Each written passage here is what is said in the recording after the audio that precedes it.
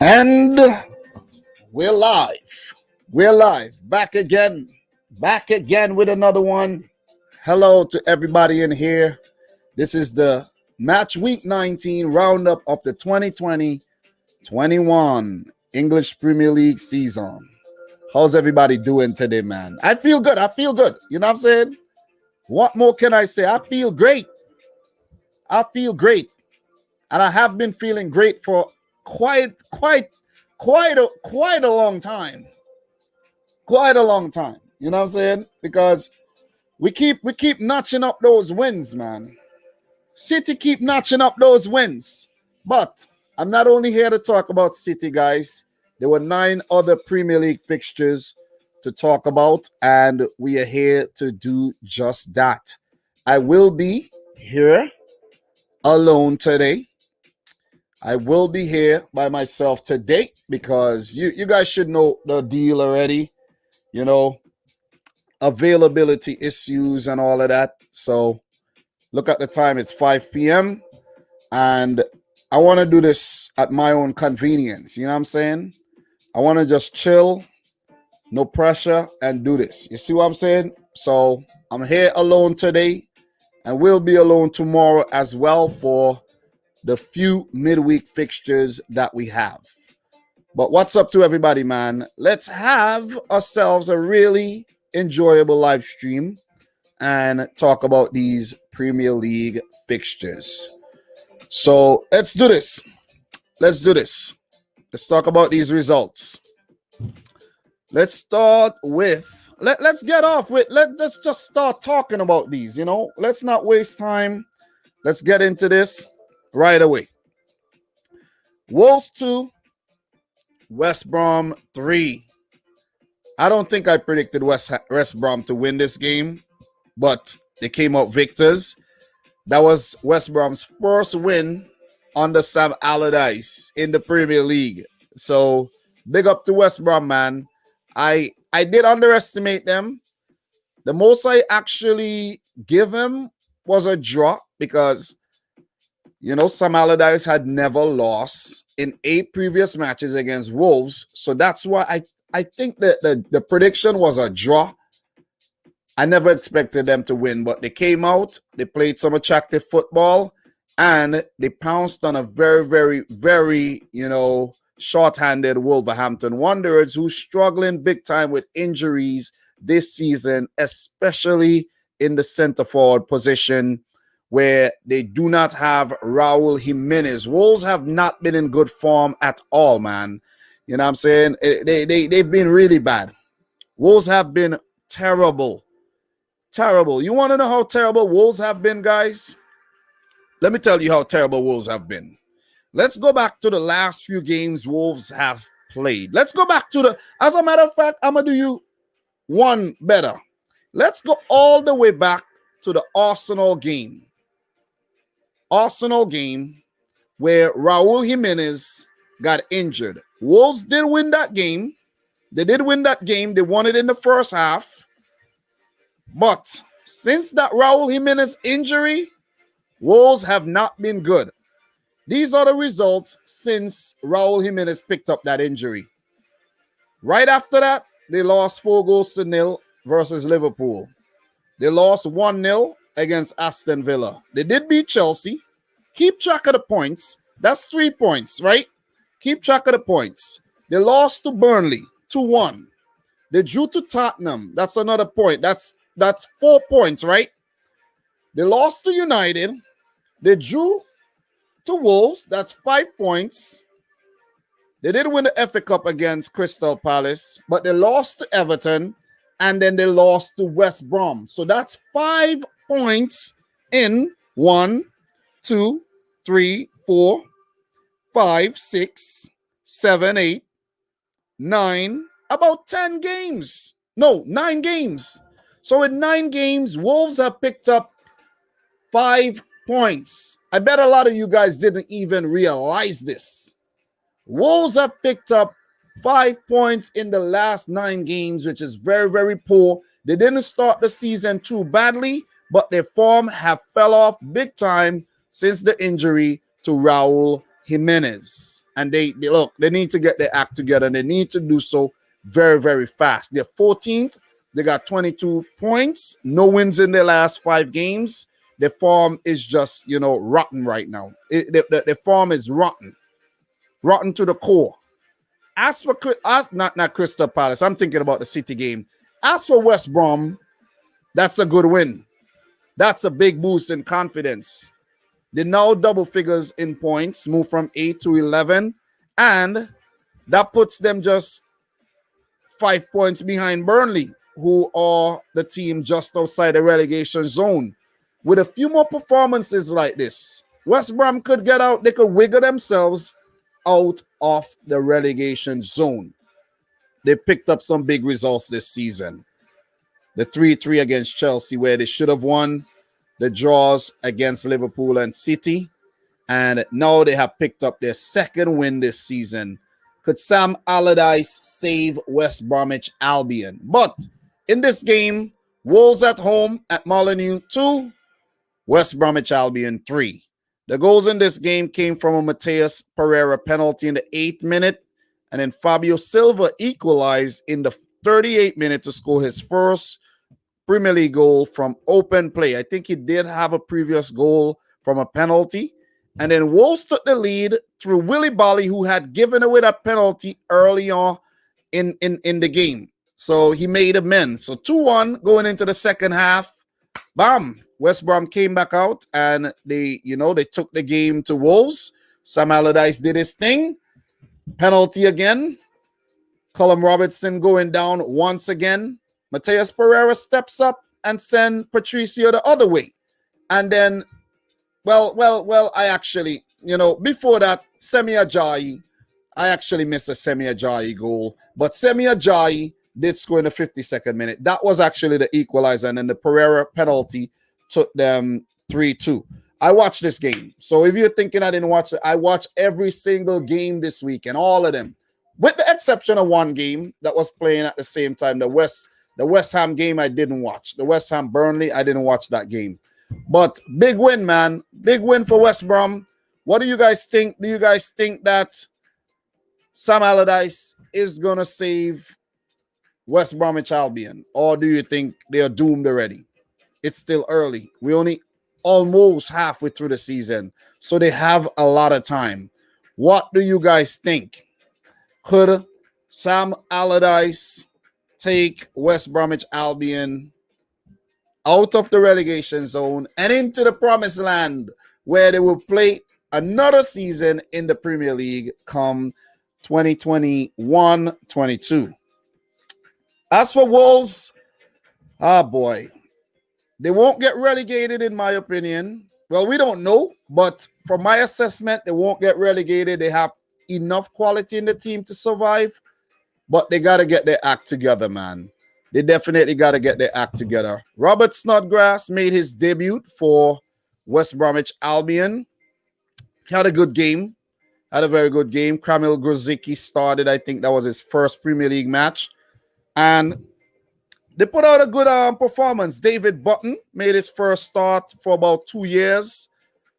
He had John Stone missing. So those are just some things, worth mentioning.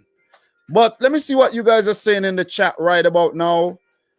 We have, everyone is actually talking about the City game. No one's talking about the West Brom result.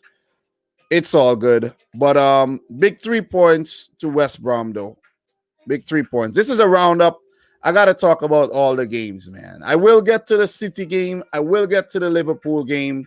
But I have to go through these matches first. So for West Brom, who are still 19th, their next match will be against West Ham United come this Tuesday. Then they play Man City. So we need to avenge that draw. Definitely. Then they have Fulham, Sheffield. There's some winnable games coming up. Maybe not the City game, but, there's some winnable games coming up for Sam Allardyce. Definitely. For Wolves, they play Charlie in the 4th round of the FA Cup next, and then they have Chelsea, Crystal Palace, Arsenal, and Leicester. Those are not easy fixtures. So tough times ahead for Nuno Espirito Santo. Let's see if they would actually get a striker in the transfer window, which is still open, to try to supplement their attack, because they're lacking goals, man. They're definitely lacking goals, guys. They need to start scoring more. Podence, he haven't been playing. He's injured. Neto and Traore can't do it alone. Fabio Silva, I think, is still young, still trying to learn his trade in England and everything. So it's a bit of a, tall task for them at the moment. So we're going to move on to the next game, guys. We're going to move on to the next game. We're not going to linger too much on this one, but I said what I had to say. I can't remember every single detail that happened in every game, but I will go into more detail for the Liverpool United and the Man City versus Crystal Palace match, because those are fresh in the head, and if you guys have anything to add in the comments, please do. If you have any good points that you want to leave, please do that. So we're going to move on. The next game, Leeds United 0, Brighton and Hove Albion 1. I did not predict Brighton to win this game, but they proved me wrong. They came out with the big W. They needed this, man. They have been much better on the road than they have been at home. They have been very terrible at home. And this win came courtesy of a Neil Maupay goal in the 17th minute, where Brighton, Hove and Albion practically walked that ball in the back of the net. It was just something a little off on the day about Leeds United, though. I don't know if they strayed from their usual swashbuckling tactics where they just go all out attack, but they themselves have been also struggling from a bit of injury. The system does not change, but there's a lot of change to the personnel, man. A lot of change to the personnel. And when you look at their team, still a very good unit, still a very, very strong unit, but we know what we're going to get from Wolves. Leeds. I'm going to say Wolves. I'm still stuck on that game. But we know what we're going to get from Leeds United. We're either going to get a lot of goals or the other team are going to score. Basically, they have only drawn 2 games. They themselves need to get their act together. I think they will survive. They won't get relegated. They have just came back up to the Premier League since, early 2000s, and they're just enjoying their football. But they have to, they have to come up with some better tactics when things are not going their way. They just, one-trick ponies most of the time. You see what I mean? So that was a good win for Graham Potter. Potter working his magic. Get it? Potter working his magic and picking up that good win courtesy of that Neil Maupay goal. And they have been missing Tariq Lamptey. When Lamptey was playing early on in the season, they had that, very spirited play going forward. But since he's missing, they kind of lacking something. You know what I mean? But after that, the last game, I did talk about how they needed a guy like Solly March on the field, a Trossard, from that loss against City, a Maupay. And Potter did just that and got these guys involved, a McAllister involved. Percy Tau came off the bench. He, is a good addition to the squad and everything. And, they got a well-needed win, because the thing with Brighton, they have been playing so well all season without any luck. That's the thing about Brighton. Playing super football without any luck. They're 16th right now. They have 17 points in 19 games. There's a lot of work to do for Brighton. There's a lot of work. That was their first win in their last 5 games. So they have a lot of work to do. So if we want to check back the last time Brighton actually picked up a win in the Premier League, it's been a while. It's been a while. They have been drawing a lot of games. They have been picking up a lot of draws. The last time they won was November the 21st against Aston Villa. That is nuts. That is absolutely nuts. So it seems like they forgot how to win, and this would do them a whole lot of good. So Bielsa, You got to get your act together, man. You guys got to get your act together. You can't keep losing all these games, man. You don't know what Leeds are going to do. In 18 games, they have already lost 9. They drew 2 and won 7. So 23 points in 12th. They need about 17 more to survive the drop. I think they will get those 17 points and play in the Premier League next season. I don't think they will be looking to bring in any more talent. They will use what they have. We are currently in a transfer window.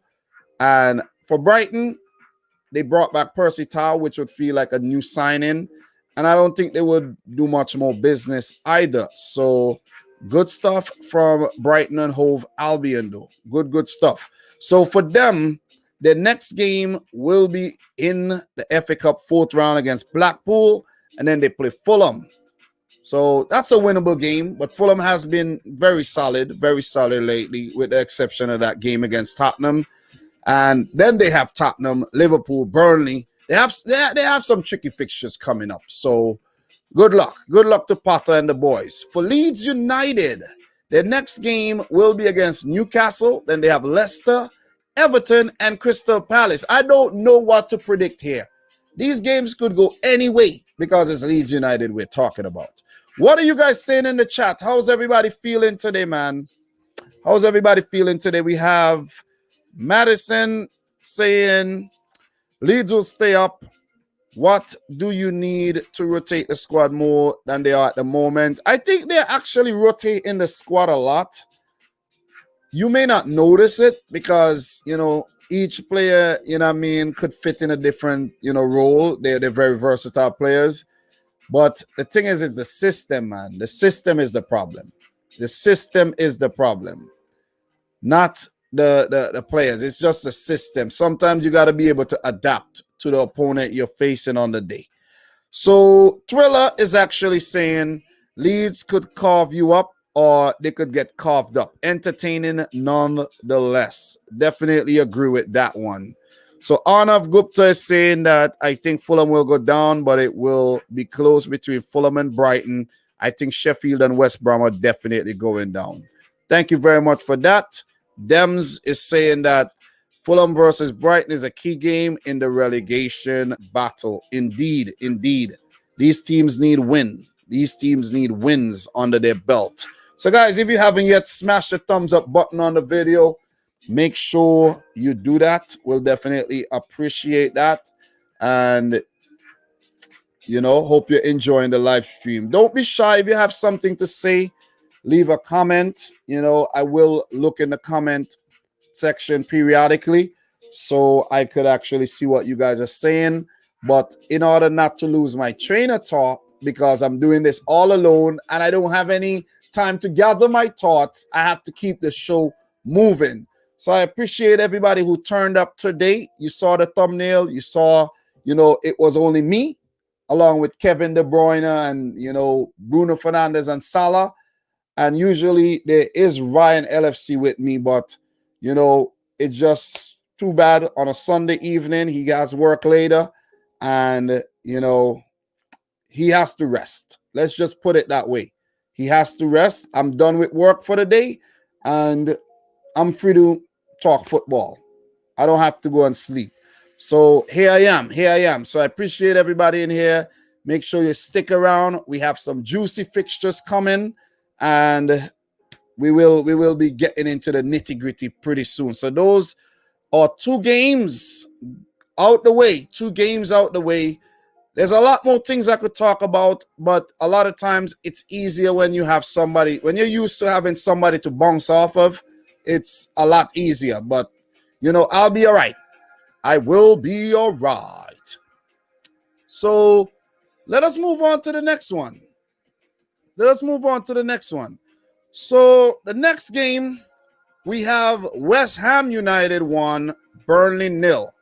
This match, I didn't see it, but I did see the goal scored by Mikel Antonio, who is currently back to full fitness and doing the business.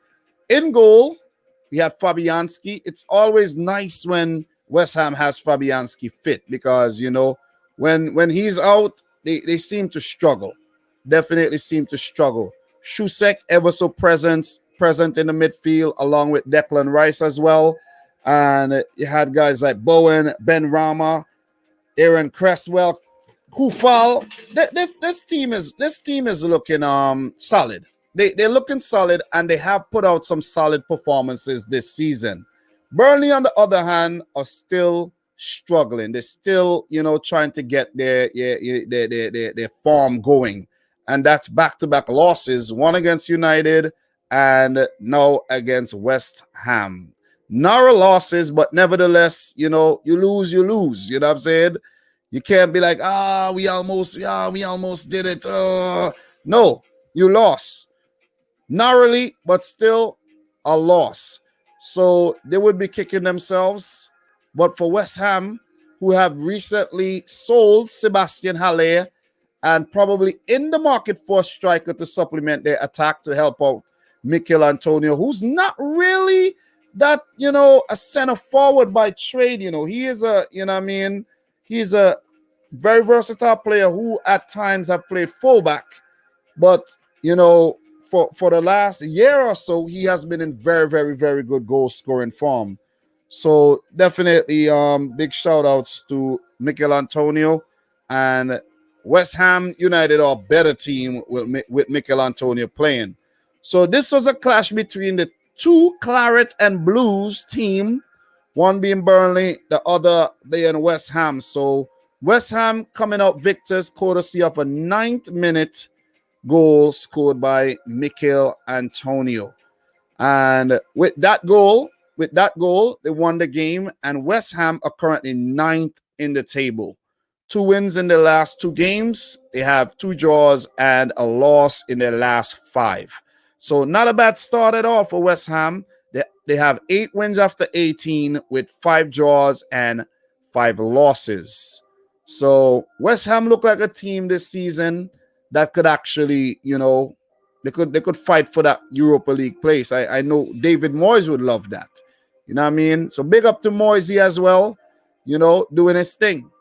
But for Sean Dyche and Burnley, they're closer to the relegation zone than they actually want to be. They have a little cushion, a 4-point cushion, but that could disappear in the snap of a finger right there, because you have West Brom, you have Fulham there, maybe not Sheffield, but you have those 2 teams on your backs, and they have to watch themselves. They definitely have to.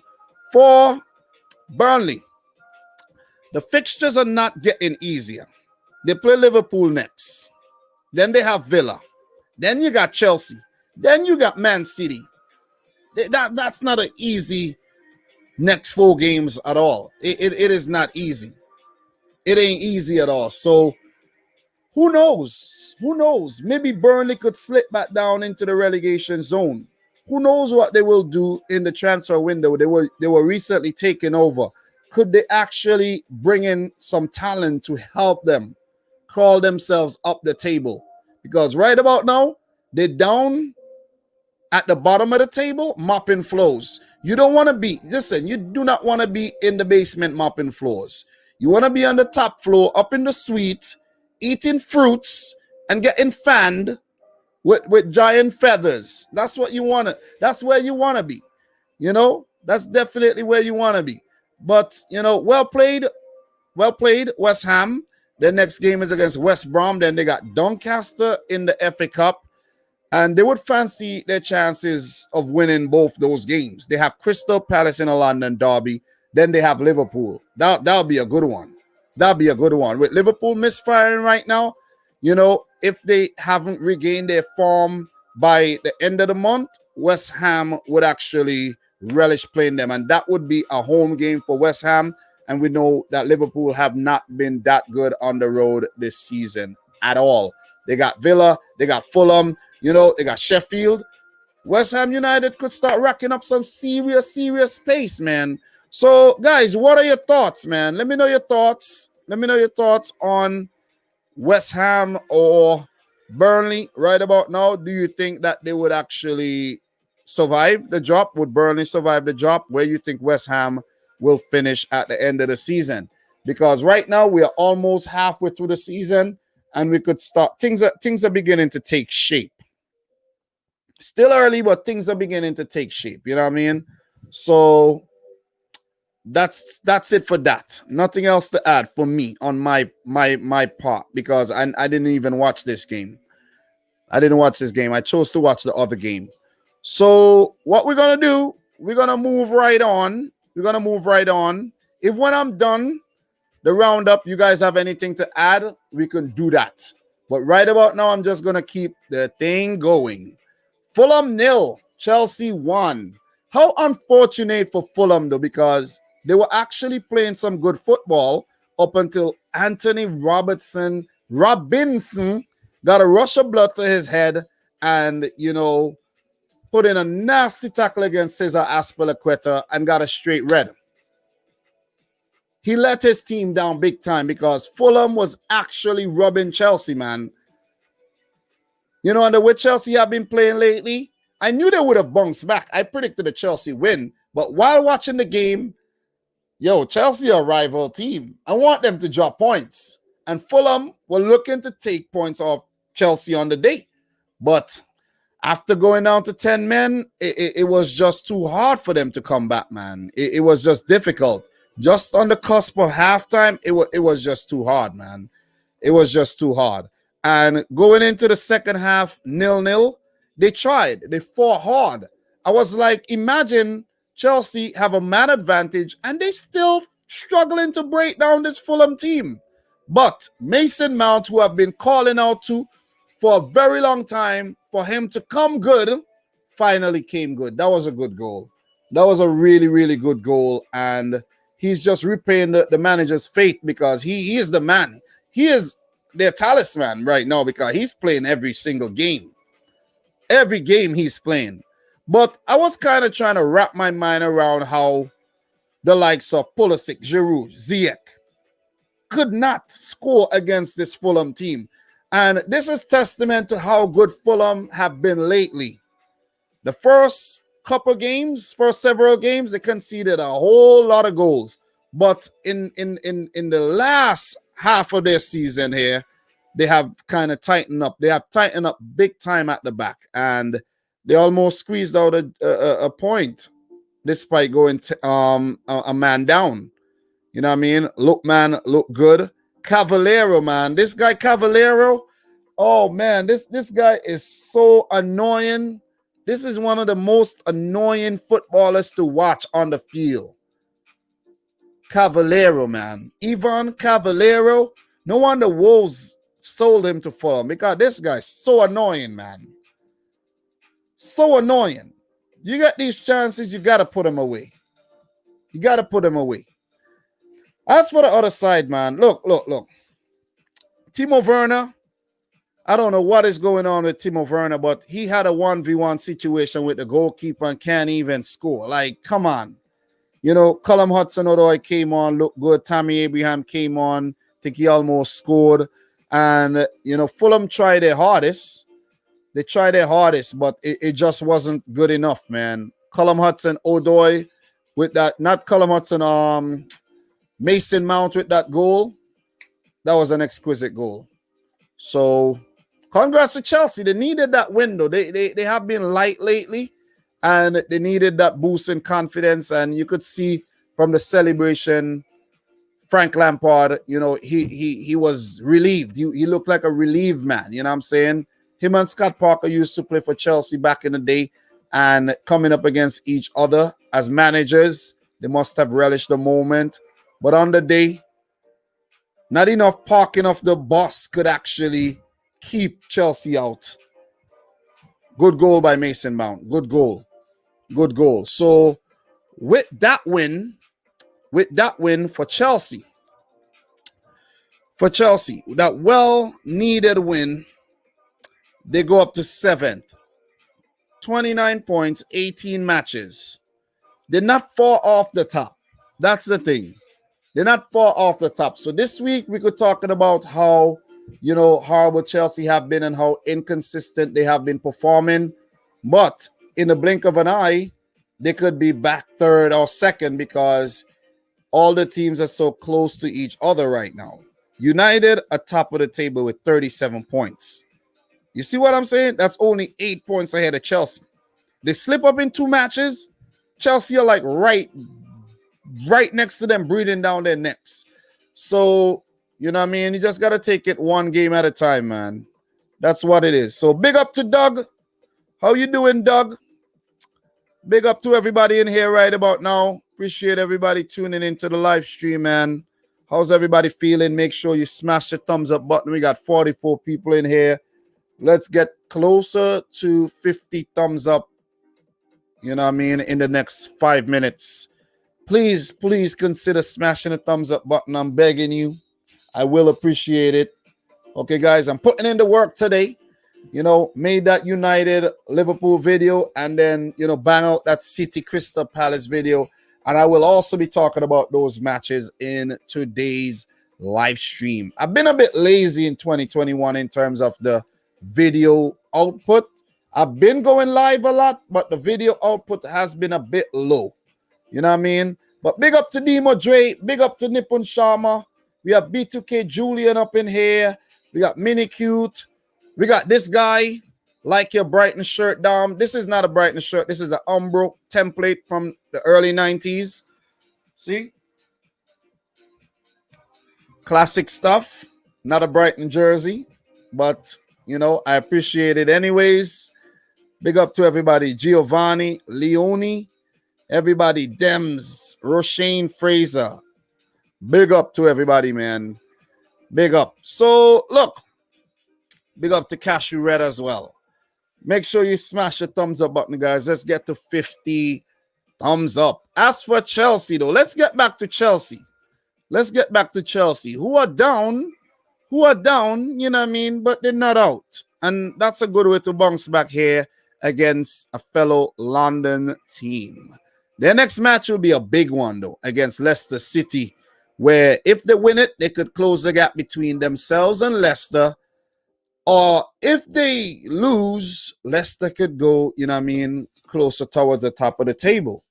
You know what I mean? Leicester doing the damn thing, and we will get to Leicester City pretty soon. They do have a 4th round fixture against Luton Town, and they do have a game against a wounded Wolverhampton Wanderers, Burnley, but there's a big game coming up against Tottenham, man. So we'll be looking forward to that game on the 3rd of February. Another thing for you guys out here who are actually trying to make YouTube videos. Let me give you some advice, please. For those of you guys in the chat with channels, when you're making videos, look at the damn lens.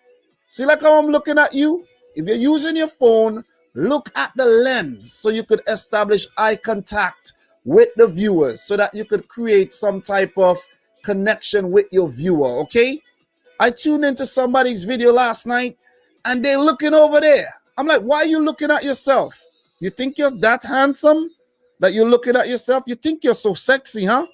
So you got to look at the lens. Look at the lens.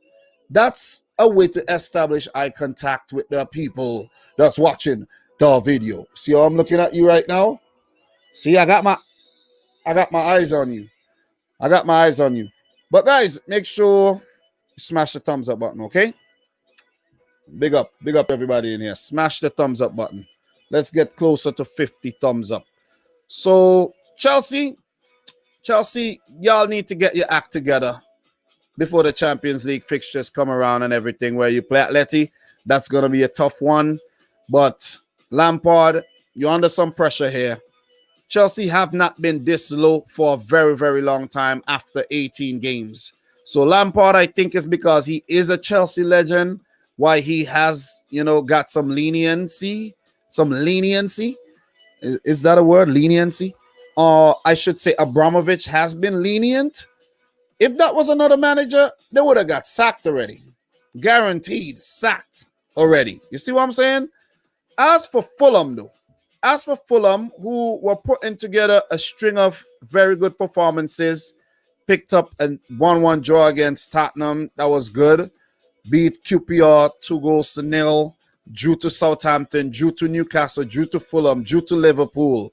You know what I'm saying? They did beat Leicester City. They were putting together some very, very good results. They did lose 2-0 to City, of course, but nevertheless, they were putting together some good results. They need to convert some of these draws into W's, man. These draws are not going to work. We have 19 more games left, right? Well, 19 to 20. Well, Fulham has about 20 games left. They're 18th. They have 21 games, right? They have 12 points. If they draw all their remaining games, which won't happen, they won't survive. So you can't be drawing the matches like this. This is not art 101. All right? This is not art class. Stop drawing. You need to win. You need to win. All right, Fulham, you got to get your act together or else you guys will be sent packing back down to the championship.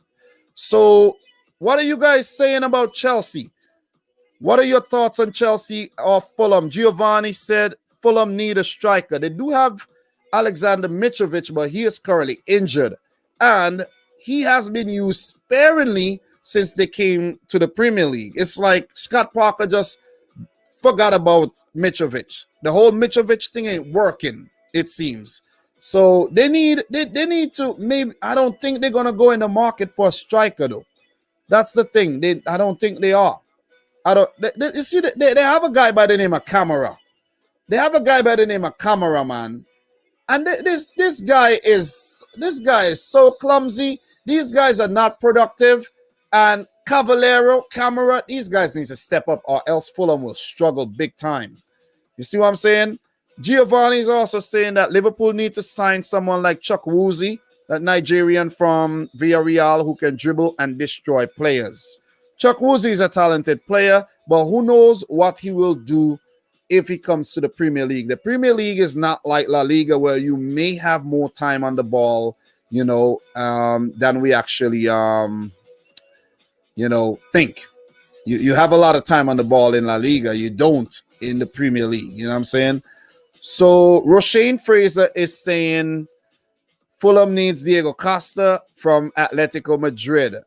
Great point, but I don't think Diego Costa is going to go to a team where he might just get relegated. That would mess up your legacy a bit. You know what I'm saying? Big up to AD744. And Nippon is saying, we are dog shit, mate. I don't think you guys were that bad. It wasn't the greatest performance, but you guys weren't dog shit. You guys were definitely not dog shit. So Double O is saying, Dom, you need to bring out the meal, like have hope.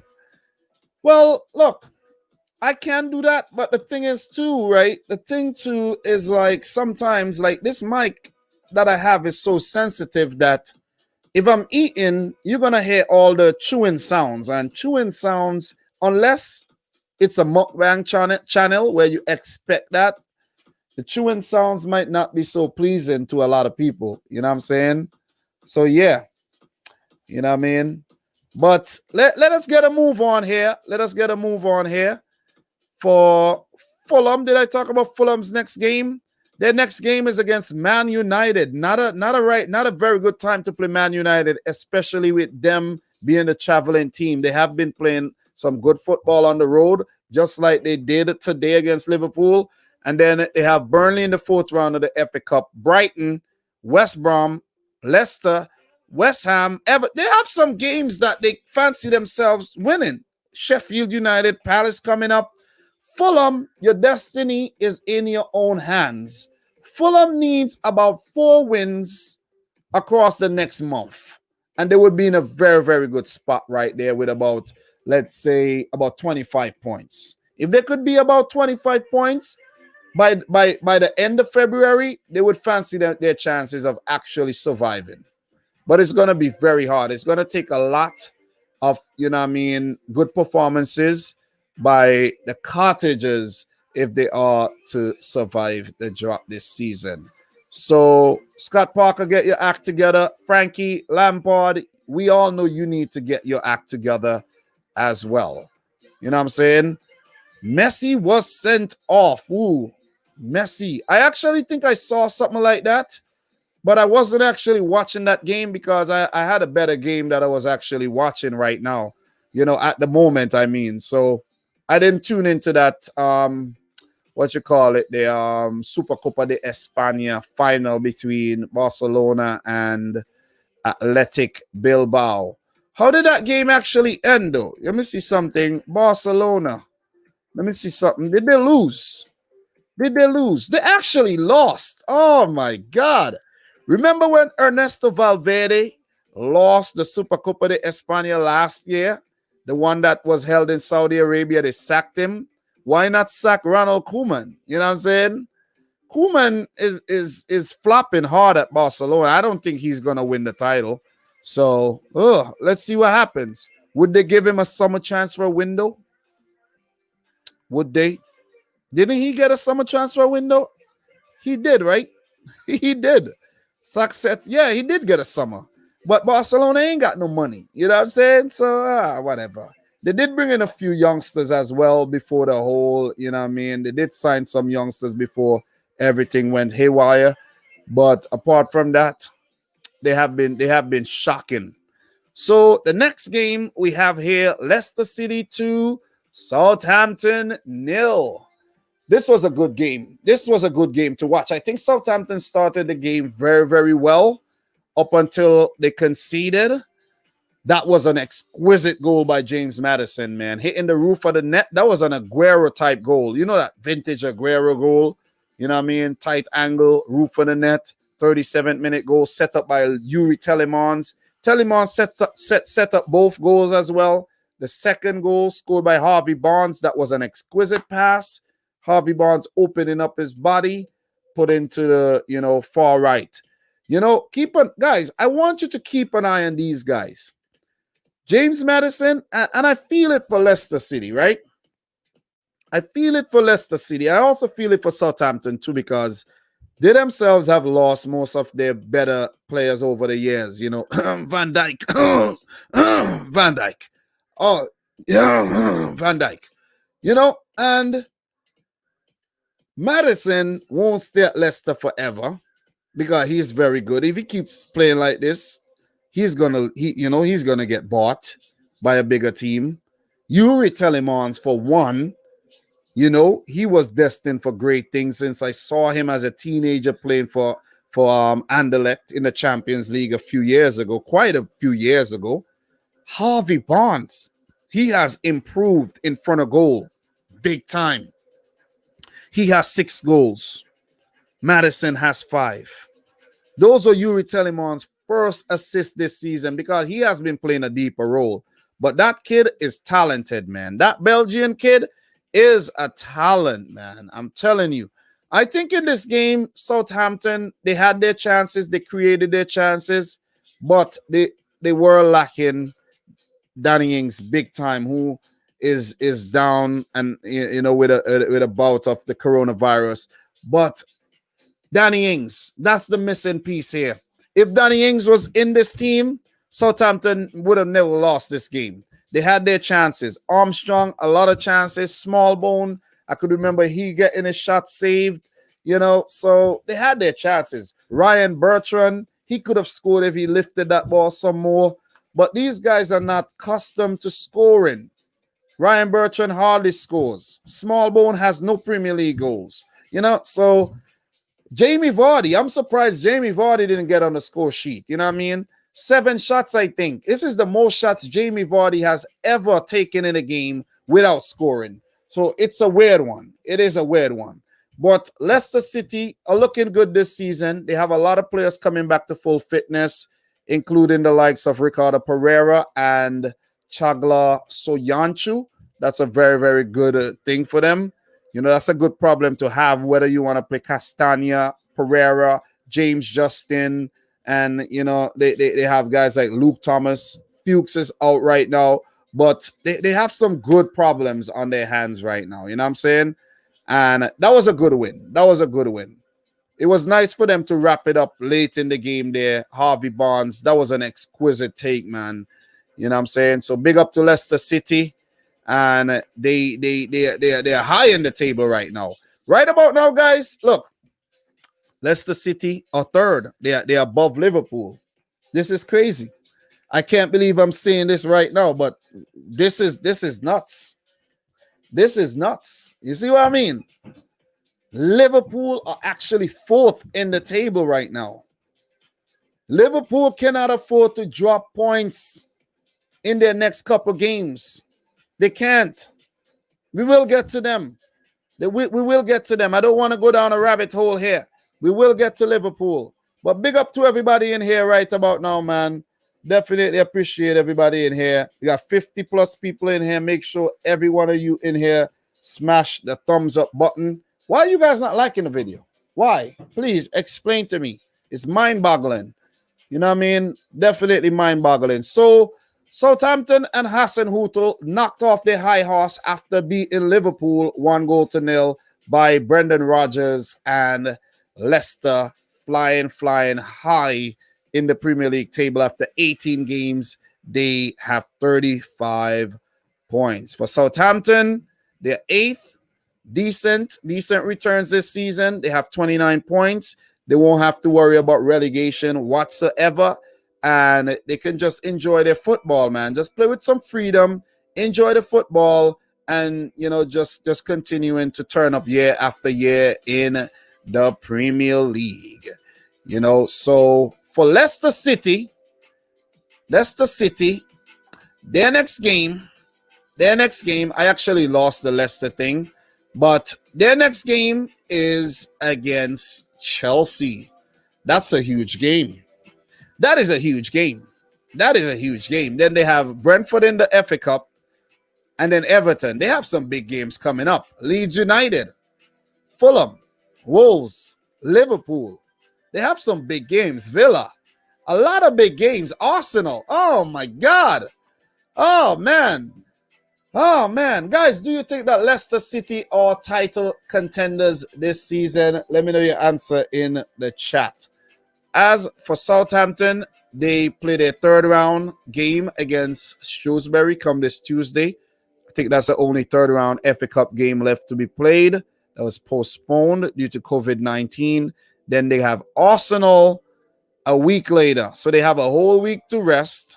And then they face Arsenal. Then they have Villa, Man United, and Newcastle. These are winnable games for Southampton. We know that. They should have Danny Ings back by then.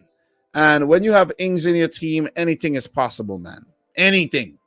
Literally, anything is possible. So, what are you guys saying in the chat right now? So, Arnav Gupta is saying, I think, no, Grealish is definitely a better player than Maddison. Having said that, Maddison have been very good this season. Good assessment. Very, very good assessment. So Giovanni is saying, I think the most important player at Leicester are Ndidi, Maddison, Tillemans, and Barnes. Definitely cannot leave out Schmeichel. You cannot leave out Jamie Vardy. Schmeichel has just hit 400 games for Leicester as well. They have a lot of important players in the team there. Roshane Fraser, Jack Grealish was wanted by Man U and Man City in transfer news. Grealish is too good for his club. You know, these are just rumors. Let's see where Grealish goes in the future. So, Thriller from Manila is saying Leicester is under the radar. City, United, and Liverpool are legit contenders, but Rodgers could get top 4. Look, man, are Liverpool really contenders this season? You know what I'm saying? Are Liverpool gonna show up? We'll get to that, man. Stick around. Please stick around for the Liverpool United full breakdown. Stick around for the City Crystal Palace full breakdown as well. Those games are freshest in my head right now. You know what I'm saying? Fresh, direct, not sponsored, by the way. But good win by Leicester, though. Good win. They have been good this season. They have been very, very good this season. So the next game I want to talk about is the Aston Villa versus Everton. That game did not happen. That game was postponed. So we should have had that game today, but it was postponed. Sheffield United 1. Tottenham Hotspur 3. What a game. Saw this game. I was at work today. I was listening and watching the game at the same time. I had a lot to do. I've been busy lately, you know what I mean? 2021 has been kind of, you know what I mean? So I have to kind of be on my P's and Q's lately. So, not really, you guys get the point. But look, Sheffield 1, Tottenham Hotspur 3. Sheffield coming off of their first win of the season. I think where they beat Newcastle, and Tottenham, they haven't been the best, but they needed this win to bounce back. And Sheffield fought hard. They fought hard. But yet again, they conceded an early goal. Heung-min Son corner, headed in by Aurier, unmarked. The Tottenham players were bawling and screaming out how easy the goal was. And we know once Tottenham get that early goal, they could shut off. But I don't think Tottenham shut off today. I think they have been learning a bit. They kept pegging away, and then Harry Kane got that goal set up by Højbjerg. That was a good goal. Good goal. Harry Kane, who has been playing in a different role this season, a deeper role, helping out the likes of Son, Bergwijn, who play a little bit more advanced than him, but he is still popping up with the goals, man. He has 12 goals this season, along with 11 assists. This is crazy. Right about now, Harry Kane has to be the player of the season. 11 assists, 12 goals. He has to be the player of the season, even though, Spurs are not flying. I know people might say it's Bruno Fernandes or, you know what I mean? But, it has to be Harry Kane. Based on individual performances, it has to be Kane, man. You know what I mean? And he's also in that golden boot race along with Salah and the likes of Heung-min Son. So we could see a season where a guy like Kane could get close to 30 goals this season. You know what I mean? Let's see how that one goes. But being 2-1 up, being 2-0 up, at halftime, Sheffield had to come back in the second half with a plan to try to get back in the game. And, well, I should say this, being 2-0 down, Sheffield should have, they had to come back with a plan, and they did. David McGoldrick with a really good header from a brilliant crossing by John Fleck, and they were back in the game. But as soon as they got back in the game, they were out of the game again. And when Sheffield scored that goal, Chris Wilder was shouting out, concentrate, guys, concentrate. You score, calm down, manage the game properly, stay in the game. They didn't hear anything. It's like they took sticks and broke it in their ears.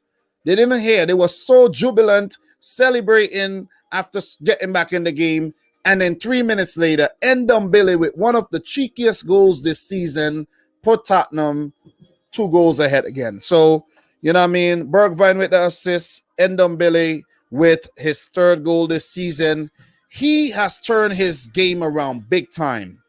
Big time. So you got to give shout outs to Ndombele, Man City's destroyer too, because when he was at Lyon, oh man, we lost to Lyon twice that season. And while he's been at Tottenham, we have not been that good against Tottenham too. So this guy Ndombele, you got to keep an eye on him, man. He was linked to City one time too before he signed to Spurs. They paid 70-something million pounds for that guy. So if y'all forgot about Tanguy Ndombele, he just reminded you that he is still a very, very good player. That was a really good goal. So Jose Mourinho, 3 points again. They needed that. They really, really needed those points. And with that 3 points, they're 5th. They're 5th right now. Simply because, Man City won, Leicester won. Liverpool did pick up a point. So Tottenham are 5th, 33 points. And it goes back to what I was saying and what I've been saying. Tottenham are still in the hunt. They're still in the hunt. You cannot count out Tottenham.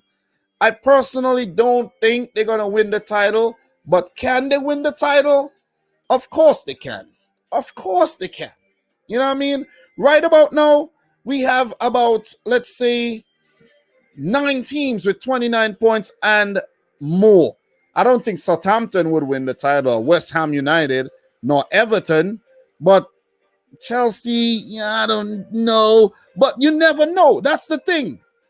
That's the thing. If teams start falling off and falling apart, you could have, teams like Tottenham going back number one again. You see what I mean? So it is too early, though. Let's just take it one at a time. There's still a long way to go. We're halfway through the journey, but there's still a long way to go. You see what I'm saying? We're still a long way to go. This is a marathon. A season is a marathon. It ain't no sprint. It's not a cup where you sprint to the freaking final. This is a marathon thing. 38 games.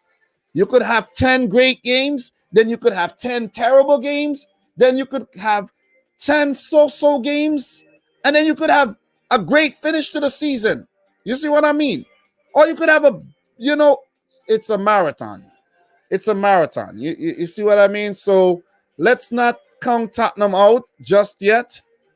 Good win against Sheffield United, who we could actually count out. We could count them out. Because right about now, Sheffield at the bottom of the table, way down at the bottom, they're not mopping the floors, They're licking the floors at the bottom of the table. That's what they're doing. Licking the bottom of the table, the floors for scraps. 5 points. They just picked up their first win. They do have 2 draws, but they have 16 losses. 16 losses, man. This is ridiculous. Sheffield United, if they survive this somehow, they're halfway through the season and you have 5 points.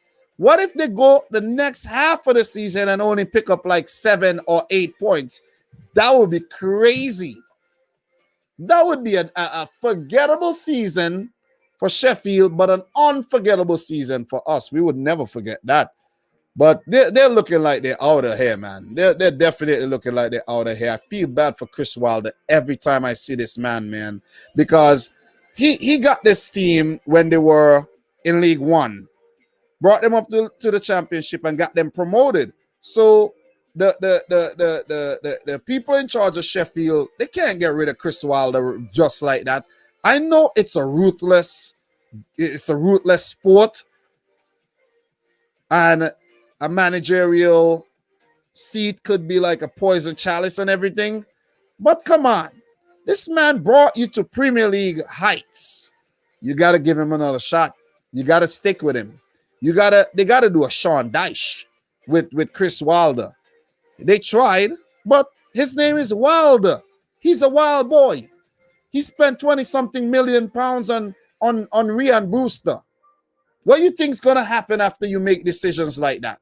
Like, come on. That's like investing in a volatile stock where has very little market cap, and you don't know if that stock would actually, survive the test of times. That's what he actually did. Listen, man, that's 20-something million pounds that could have spent on somebody else. Three quality players from South America somewhere. You know what I mean? But I digress. Or some quality players from Africa, something. You know what I mean? Maybe from Mali, like Red Bull Salzburg are doing. But I digress again. Good luck to Sheffield United, man. It's not going to be easy for them. And as I mentioned recently, the fixtures that they have coming up are gruesome, man. They're gruesome fixtures because, look, you play Tottenham, then you have Plymouth Argyle in the FA Cup. Try to stay in the FA Cup at least, you know what I mean? So y'all could keep your sanity. But then you have United. Then you have City. You got Sam Allardyce to play. That's a winnable game, but Sam Allardyce has his back against the wall. He need wins. That's if Sam Allardyce will still have a job. I don't know. Then you got Chelsea. So, look, you have City, Tottenham, United, and Chelsea in like 5 Premier League games. You're guaranteed to lose all. Maybe pick up a draw or something against West Brom, but it ain't looking good for Sheffield United at all, man. Seriously. As for Tottenham Hotspur, guys, they got oh, man, I didn't know this game was coming up this soon, They have Wycombe Wanderers, but then they got Liverpool. Oh, man. That's a big game. That is a big game. Then they got Chelsea, City coming up as well. Tottenham got some huge games coming up pretty soon, guys. I love it, man. I love it. I love it, man. Seriously. We're gonna get a lot of things. Listen, we have a lot of things to talk about. It's all coming together now. It's all coming together now, guys. We just gotta be patient. One game at a time. It's a marathon.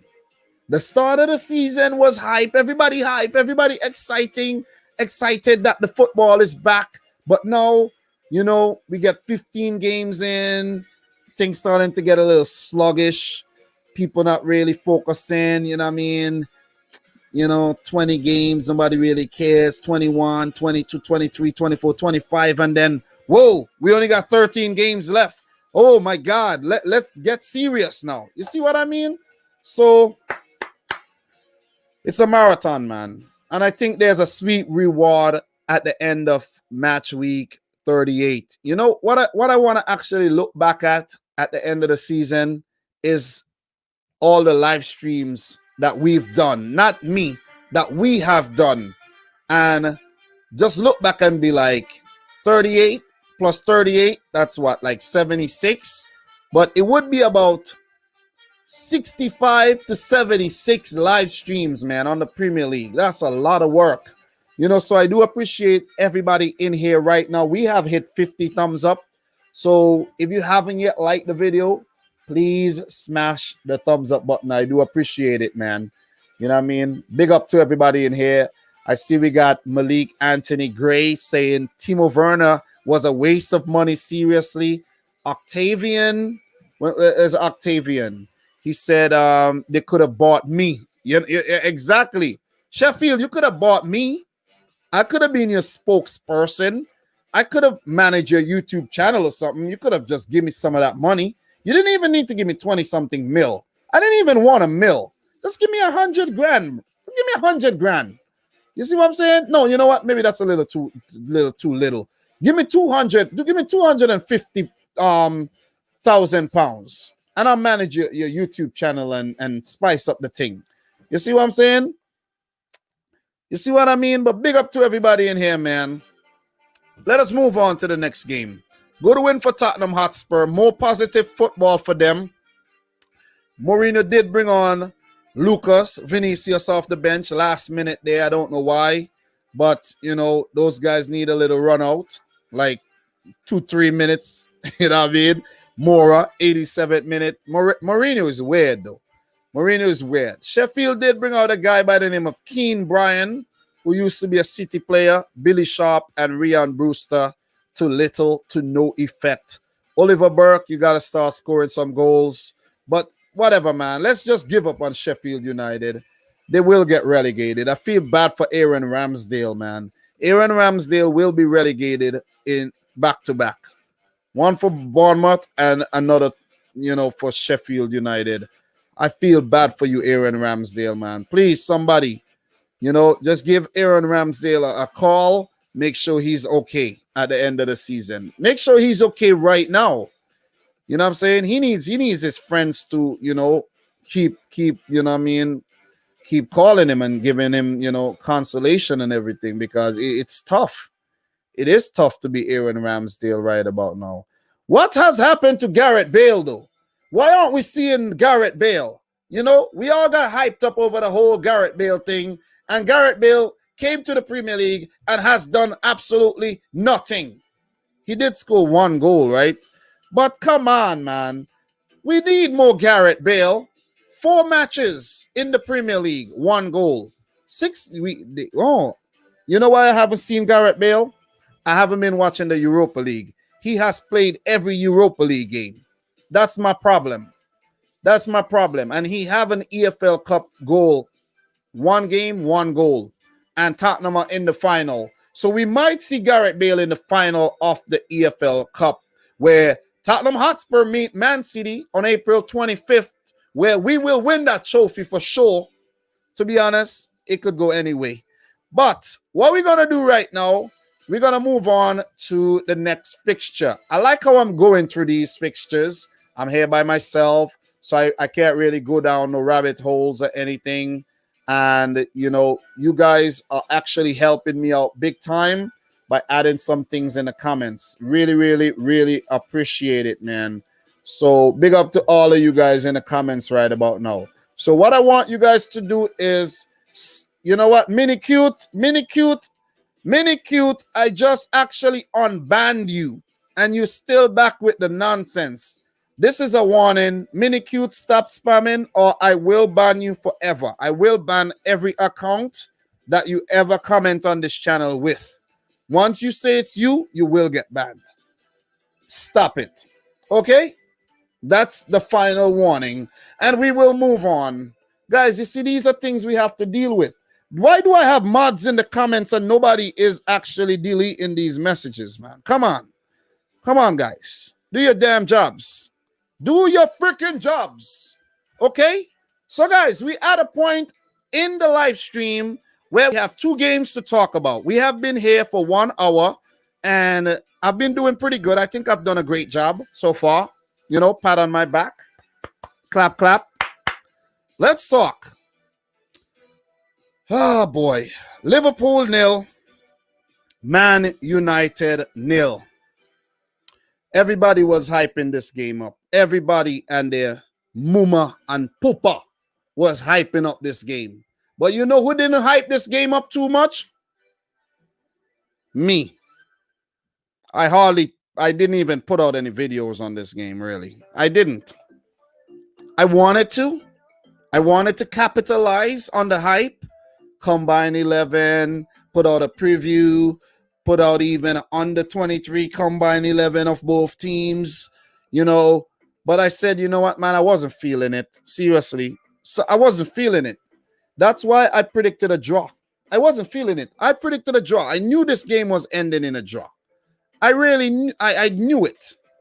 I predicted a 1-1 draw. It did end in a stalemate. But I predicted it, man. You see what I'm saying? I predicted it. And if some of you guys who bet had gone with a draw for your prediction, you would have won some money. You see what I'm saying? Would have definitely win some money. But you guys didn't. People were saying, oh, Liverpool are going to win 2-0. Liverpool are going to win 3-1. I told y'all Liverpool ain't winning this game. And nobody want to listen to me. People thinking, oh, you don't like Liverpool. You're hating on Liverpool. Nobody hating. I'm just talking facts. I'm just assessing the situation, how I see it, and I call it. And bam, a draw, a 0-0 draw. So let's talk a bit about this game. And Liverpool played a 4-3-3 as usual. Klopp sounded real jittery in his pre-match interview. And what we should do, we should hear what Klopp has. You know what? Before I actually talk about this game, I want to actually hear what Klopp has to say. I want to hear what Klopp has to say. I know what Ollie is probably going to say something sweet. Ollie is going to say something sweet. You know what I'm saying? I want to hear what Klopp had to say. So I'm going to find this interview and hear what he has to say. Okay, so guys, what we're going to do right now, we're going to listen to Mr. Kloppo and his interview. This is something that I've been doing lately with my live streams. I've been tuning into the manager's interview and hear how flustered the manager is after the game and so on and so forth. You know what I'm saying? Wait. I'm not reading this right. Did Jurgen Klopp say top 4 is the priority? Nah. This cannot be real. This cannot be real. But there's more than one interviews, of course. There's a 3-minute one. But I want to react to this one, though. This one is 7 minutes. So yes. I want to react to this one. So, guys, let's react to this interview here by Jurgen Klopp. And let's, see what he's saying. Let's go, Jurgen Klopp. Look, this cannot be right. I can't be seeing this correctly. I cannot be seeing this correctly that Jurgen Klopp says top 4 is the priority. Nah. I can't be seeing this right. I cannot be seeing this right. Klopp must be losing it or something. top 4. But anyways, guys, let me let Jurgen Klopp take it away. If he says something crazy, I will stop and interject. But let's hear what he has to say, okay? So, guys, keep your ears peeled and let's go.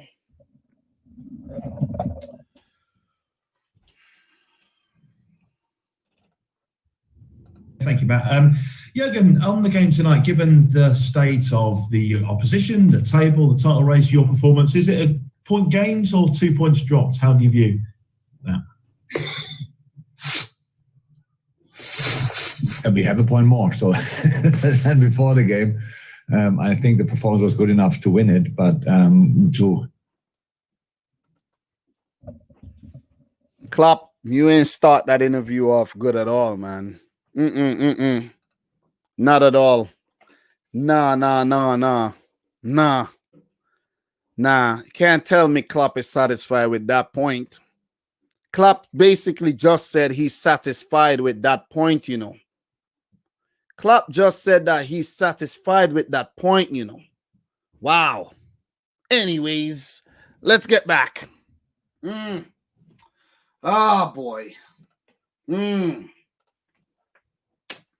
To win a game, you have to score goals. We didn't do that, so that's why we have that result, and that's absolutely okay. You are well aware of the rivalry, obviously, between the two clubs in this country before you arrived here. I just wonder, though, do you, Manchester United, currently present the biggest threat to you and to Liverpool than they have during your time in England? I don't think in these categories, so they were always a threat because in the moments when we met them, so we're always good, we're always organized, sometimes a little more under pressure for the wrong reasons and all these kind of things, but it was always a threat and always difficult, so that never changed. And I'm not sure if it's bigger or lesser. In that moment, it's just how it is. Thank you. We go Joe from NBC, and then at the moment, that's all we've got with the hands up. Joe? Great. There you go. I'll try and squeeze a few more and then Jurgen. So Jordan Henderson talked about it, the lack of goal scoring in the last 3 games. I think it's 2005 since the last time Liverpool failed to score in 3 straight Premier League games. He said it's not something to worry about and, you know, can't be too down on themselves and you need a bit of luck. Is that how you see it, or do you think there is something a bit fundamentally that's been a bit different over the last few weeks? No, there's nothing fundamentally different. It's just that the result is different. So we try and we don't score, or we try and we score. That's a big difference, to be honest.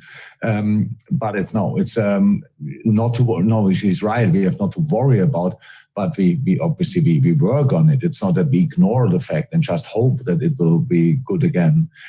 So we did that, but the only possibility, guys, I swear, right? Guys, Jurgen Klopp has forgotten the English language, it seems. Seriously, what is he saying? What is Jurgen Klopp actually saying? I don't understand what he's saying.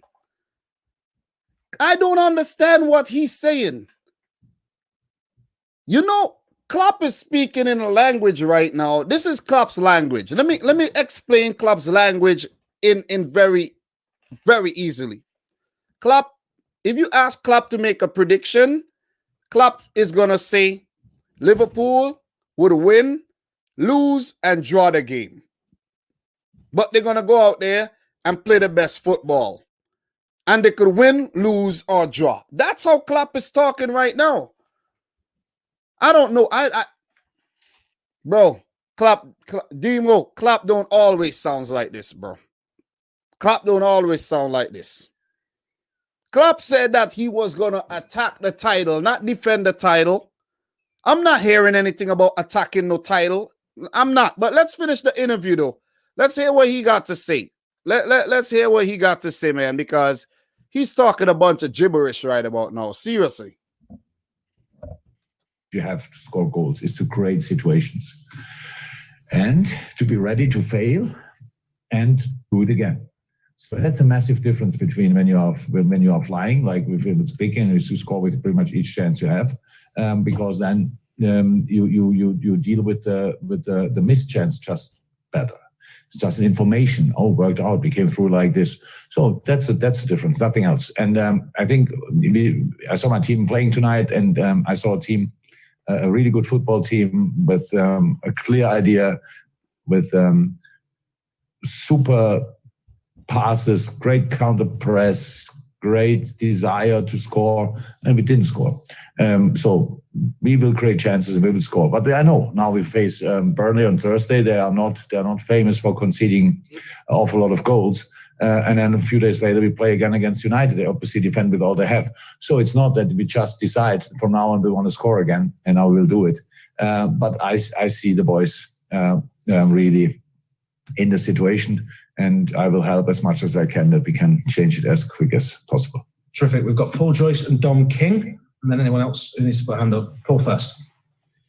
Hi, Jürgen. Because the season's so unusual this time, everybody talks about the title race, but if you look at just getting in the top 4 is going to be very difficult because there's about 8-9 teams within 6 or 7 points. Is that something you recognise this season? Just getting in the top 4 will be. Yeah, absolutely. I know that always. I knew it always. That's always clear when we had, 98 or 98 in the season when we became second. The day when I started really thinking about the title race was the day when we were clear that we are in the Champions League. So I know my job and I know what I have to do. And it's the most important thing is to qualify for the Champions League. I know how difficult it is. Yes, you're right. Klopp just said it for himself that it's top 4 is the priority. Oh my God. Oh man. Look. Look. You should know that you're going to get top 4. You should know that. You should know that from the get-go. You won the title last season. You came second the season before. You should know you're going to get top 4. You come and tell me about top 4 to get to the Champions League is priority. So basically you're saying if you get 4th, you get 4th. Come on, man. Come on. I need more than that. I need more than that from you, Klopp. Klopp not sounding confident at all. He's not sounding confident. And as Triller is saying, he just readjusted the expectations for Liverpool, because after you play 18 matches and you win 9, and then you drop points in 9 of the other games, that's not good.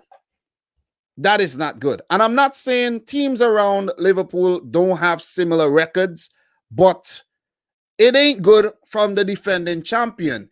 It ain't good from a team that picked up, 97 and 99 points in back-to-back seasons. It ain't good. It ain't good. And I'm not going to sugarcoat it. It's not good. Liverpool played, listen, I don't even want to hear nothing else Klopp has to say. I don't want to hear nothing else this guy got to say right now, seriously, because I'm hearing a bunch of excuses. I'm feeling a bunch of jitteriness in Klopp's voice. Klopp seems rattled to me for some time. 4 games, 4 Premier League matches, 1 goal. That's not good enough. That is not good enough. What is going on? What is going on with Liverpool right now? What is going on with Liverpool? I know Liverpool, a lot of Liverpool fans don't want to hear it. They don't want to hear people dissect the team and talk about the team. They don't want to hear it. You understand? But if you're good, you're good. If you're bad, you're bad. And Liverpool have been bad in front of goal. They have been bad in front of goal, man. You got 17 shots off at United. Only 3 on target. 3? I think 2 of those were from Firmino. Baby shots. And 1 was from Thiago. That was a good shot from Thiago. I was like, ooh. I'm like, please, Thiago, don't score. Because if you score right now, I wouldn't be able to shut the Liverpool fans up about you right now. Don't score, please. You see what I mean? If you go back to the Southampton game, Liverpool had 17 shots at goal, 1 on target. So you see where the problem is. You see where the problem is. The problem is not really in the defense like we all think. It ain't really in the defense, you know. If you think because they have guys who could fill in and do the job in the back. They have Alisson, who is a world-class keeper without a doubt. And if it wasn't for Alisson today, Liverpool lose that game. It's done. That Bruno Fernandes and that Pogba save, oh man, Liverpool lose the game. The problem lies, obviously, the chances are being created. 17 shots. That's 17 chances. 1 on target. Who is to be blamed? It's the front three. It's the so-called best front three in the world. You gotta blame them. They are put on the field to score goals, and they're not doing that. 0-0 against Newcastle. 11 shots, 4 on target, none in the back of the net. Come on. Come on. 1-1 against West Brom. 17 shots, 2 on target. Come on. It's not good. It's not good. But then we had the Palace game where 7 goals went in. You beat Tottenham, but you did draw against Fulham. I'm going to break it down. I'm going to tell you how it is. Liverpool have been struggling for some time, and people don't want to admit it. And I keep saying that. I keep telling Ryan that, and he does not listen to me. He doesn't listen. And you don't listen. People do not listen. I asked Ryan, how would you feel when Liverpool are 4th and 5th? Oh, Liverpool ain't gonna get there. Oh, no. Look, where are we at now in the table? Where are we in the table right now? We are top of the table. Oh, wait. Liverpool are currently 4th. Currently 4th in the table. Okay? 4th in the table. 4th in the table. They played some good football today. Let's get back to the game. Liverpool played some good football today without scoring, of course. United, they were comfortable without the ball. They were glad to let Liverpool just take the ball and do their thing. And they defended well. I think Lindelof and the Fridge there, big Fridge, Harry Maguire was absolutely superb on the day. I think Luke Shaw was amazing going forward and keeping tabs on Mo Salah, who couldn't do anything today. I don't think Mo Salah even got a shot off at goal today, a good shot. There was a few nervy moments, a few close moments, but every time there was Shaw, Lindelof, Harry Maguire. David De Gea hardly had anything to do. A little save here and there. A nice save from that Thiago shot that stung. But apart from that, nothing to do. You see what I mean? So I think the United backline played well, with Wan-Bissaka being the weaker link today, to be fair. He did handle Mane very well. I think it was a 50-50 affair between him and Mane. But he did annoy Mane to the point where Mane couldn't really do his thing. I think Fred and McTominay, these guys were very important. You know, winning the ball back and, winning those headers in midfield and, just moving the ball around, just keeping tabs on the Liverpool players. They did their thing. Pogba had to play. I mentioned Pogba had to play, and a lot of people were like, nah, Pogba's not going to play. Pogba not doing this. Pogba. I'm like, Pogba has to play. His height, his skill on the ball and everything, just, him being on the field is enough. And people just disrespect this guy because he has not had a good time at United. But for France, the man is world class. You see what I mean? And he had a good game. I think if United had some better decision making on the day, releasing the ball earlier, picking the right passes, maybe they could have scored a goal. You know what I mean? I don't think Bruno Fernandes had the best game. Like, he wasn't player of the month Bruno Fernandes. 4 times player of the month Bruno Fernandes. But I think he still did his thing on the day. He got a good shot off. He almost scored that free kick. He got off some good passes, and he was just there, you know what I mean, being his annoying self. But it wasn't a great performance by Bruno Fernandes on the day. I think Rashford tried his best, but he himself wasn't at his best. I think Martial was the weakest link on the day. Cavani came on, did his thing. You see what I'm saying? So United put out a very, very good performance. It was a good performance by United. They were comfortable off the ball, and even with the least amount of chances, they could have won the game because they did, you know, get the better of the chances. They did. 8 shots at goal, 4 on target, 34% of the ball. They created 2 of the best chances and forced some.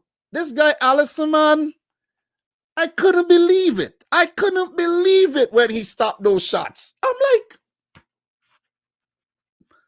especially the Bruno Fernandes one.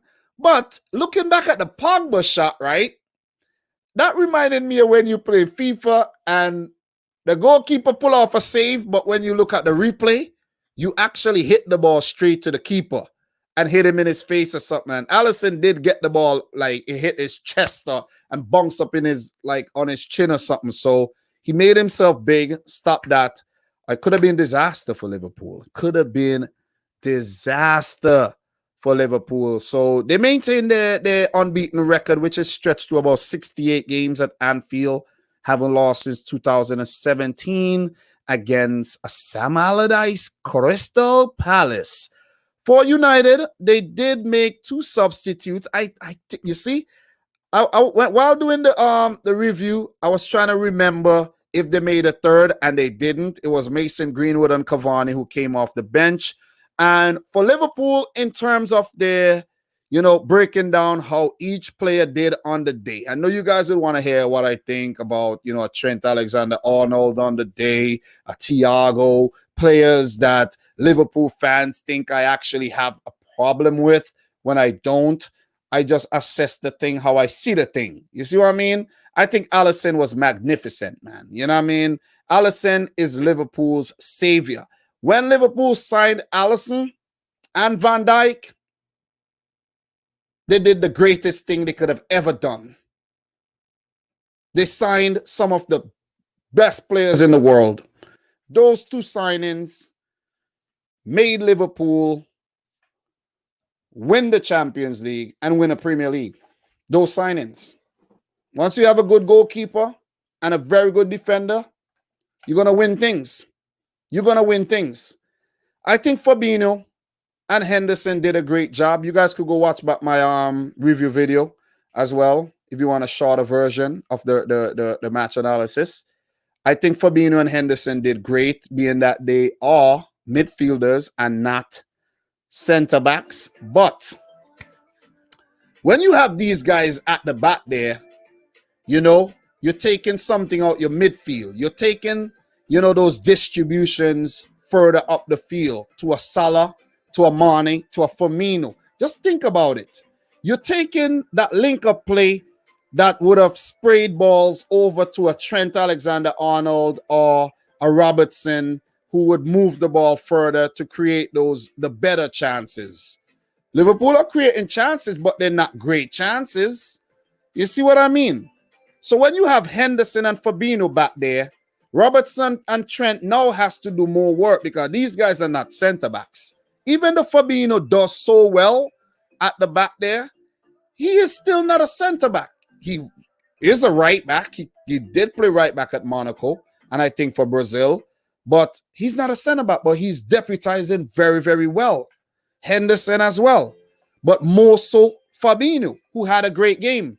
He did have a few moments where it was so kind of iffy, tactical foul and all, and, you know, a few times he gave away the ball, but overall, it was a good performance. Trent Alexander-Arnold, I think, had a better game than the last game, but there was still some moments where I'm like, oh boy, here we go again with Trent. But there was times when he defended very well. I got to give him that. But I was keeping my eye on Trent. For Andy Robertson, he hasn't been so effective, you know, with those crosses into the box, those menacing crosses.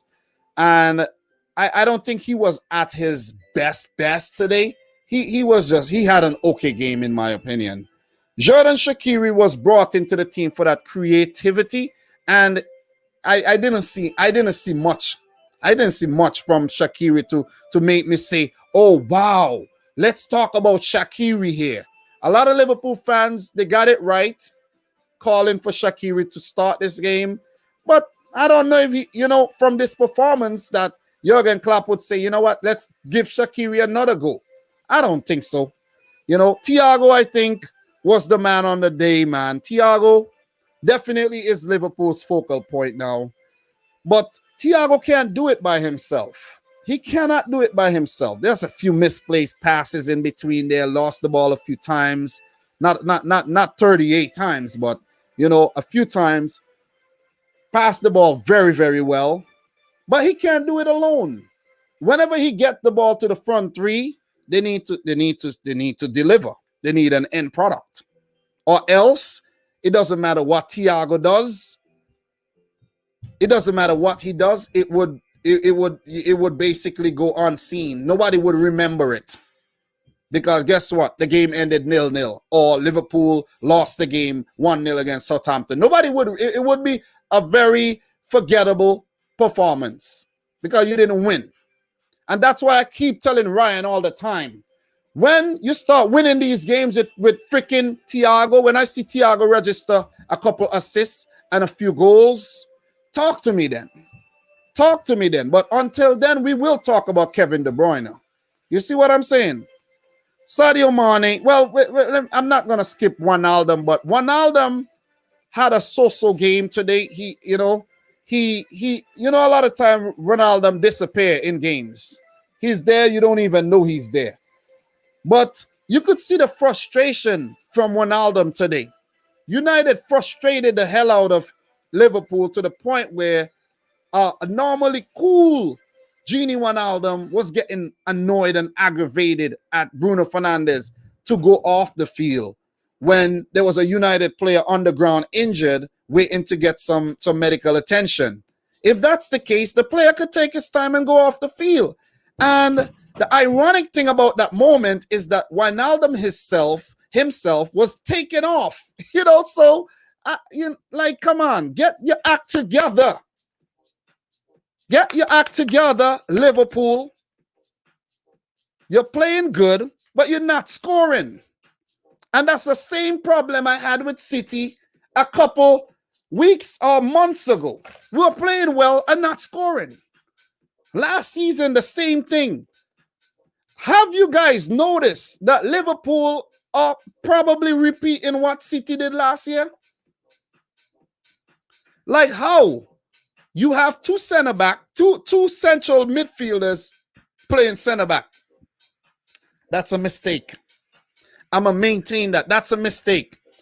When Man City played Rodri and Fernandinho at the back last year, I was like, oh, God, I hope this goes well. And it didn't. It didn't. But look. Big up to Demo Dre for dropping $5 super chat. He said, in 6 appearances versus Big Six this season, Fernandes only managed to score 1 goal, a penalty versus Spurs, and have failed to register a single assist. Horrible. Yeah. But what happened when he plays the teams outside the Big Six? Does he produce the goods? And that's what Ryan keep arguing with me about. Oh, when Liverpool come up against the Big Six, they always perform. It doesn't matter if you don't perform against the smaller teams. And Liverpool have been horrible against the smaller teams. So, if Fernandes could take advantage of the small... Demo, you're right with what you're saying. It's nothing impressive about that. There's nothing impressive about underperforming and underwhelming against the teams of higher caliber. But when you have a chance to bully the small teams, by all means, bully the small teams and not drop points against the small teams. And that's why United are currently 3 points ahead Liverpool on top of the table because they're handling business. Oh, and by the way, United are not so far ahead of City. 2 points, and we got a game in hand. So, yeah, they're not far ahead of Leicester either. It's a weird season. It is a weird season, though. When was the last time after 18 games, nobody had 40 points? This is weird. Every single team this season have dropped points in at least 7 matches. This is one weird-ass season. This is one weird-ass season. But Demo Dre, you're right. Bruno Fernandes need to come to the party when the opposition do get a bit tougher. Big up to Obi OKK. Obi says, this is what Obi says right there. Gotta double check something really quick. But big up to Obi. Obi says, where's Ryan? I guess he's hiding under the bed. Our Liverpool will not win anything if Klopp fails to sign a centre-back. I pity our front three and Klopp. Well, Ryan has work. Remember that conversation we had a couple of days ago? So I'm going to let Ryan get his sleep, do his thing, because he has a job to keep. He can't be here with me, who already went to work for the day, talking football and arguing about Liverpool and City and all of that. So, this is my channel at the end of the day, and I will take responsibility, and I will come out and get the content to you the best way I know how to. When we could get a sprinkle of Ryan LFC here and there, we will have him. We will have him on. But he, I checked with him. He has a busy work schedule this week. The money have to make. Bills have to pay. So you got to let the man go and do his thing. You see what I'm saying? And we know we know what it is. He working the nights. So, I got to pop up and do my thing. But big up to everybody in here right about now, man. Big up to you. Big up to you. Big up to you and you. Big up to everybody. Make sure you like the video. We had 62 likes, guys. We got 70 people in here. Could we hit 75 likes, guys? We have someone by the name of Dom here saying, big fan from India. Appreciate it. Liverpool experiencing our Rodri and Fernandinho days, how the tables have turned, or how turns have tabled. Are you like Yoda or something? Why are you talking like that? But look, it is too early, guys, to celebrate and jump up and down and have a party. We're only halfway through the season. Let's not lose our minds here. Liverpool could well get their act together and go on and win the title again. I don't want to say it, but who knows what United would continue doing. But all I know, man, City are looking damn good. You see what I'm saying? Big up to Thriller from Manila, who says, love the consistency of the content, Dom. Yo, Thriller, bro. Thriller, let me tell you something, bro. I've been doing this since 2017 consistently. Rain, sunshine, snow, sleet, hurricane outside. Fight with my wife. Still pop up. You see what I'm saying? Problems at work. Still pop up. Doesn't matter.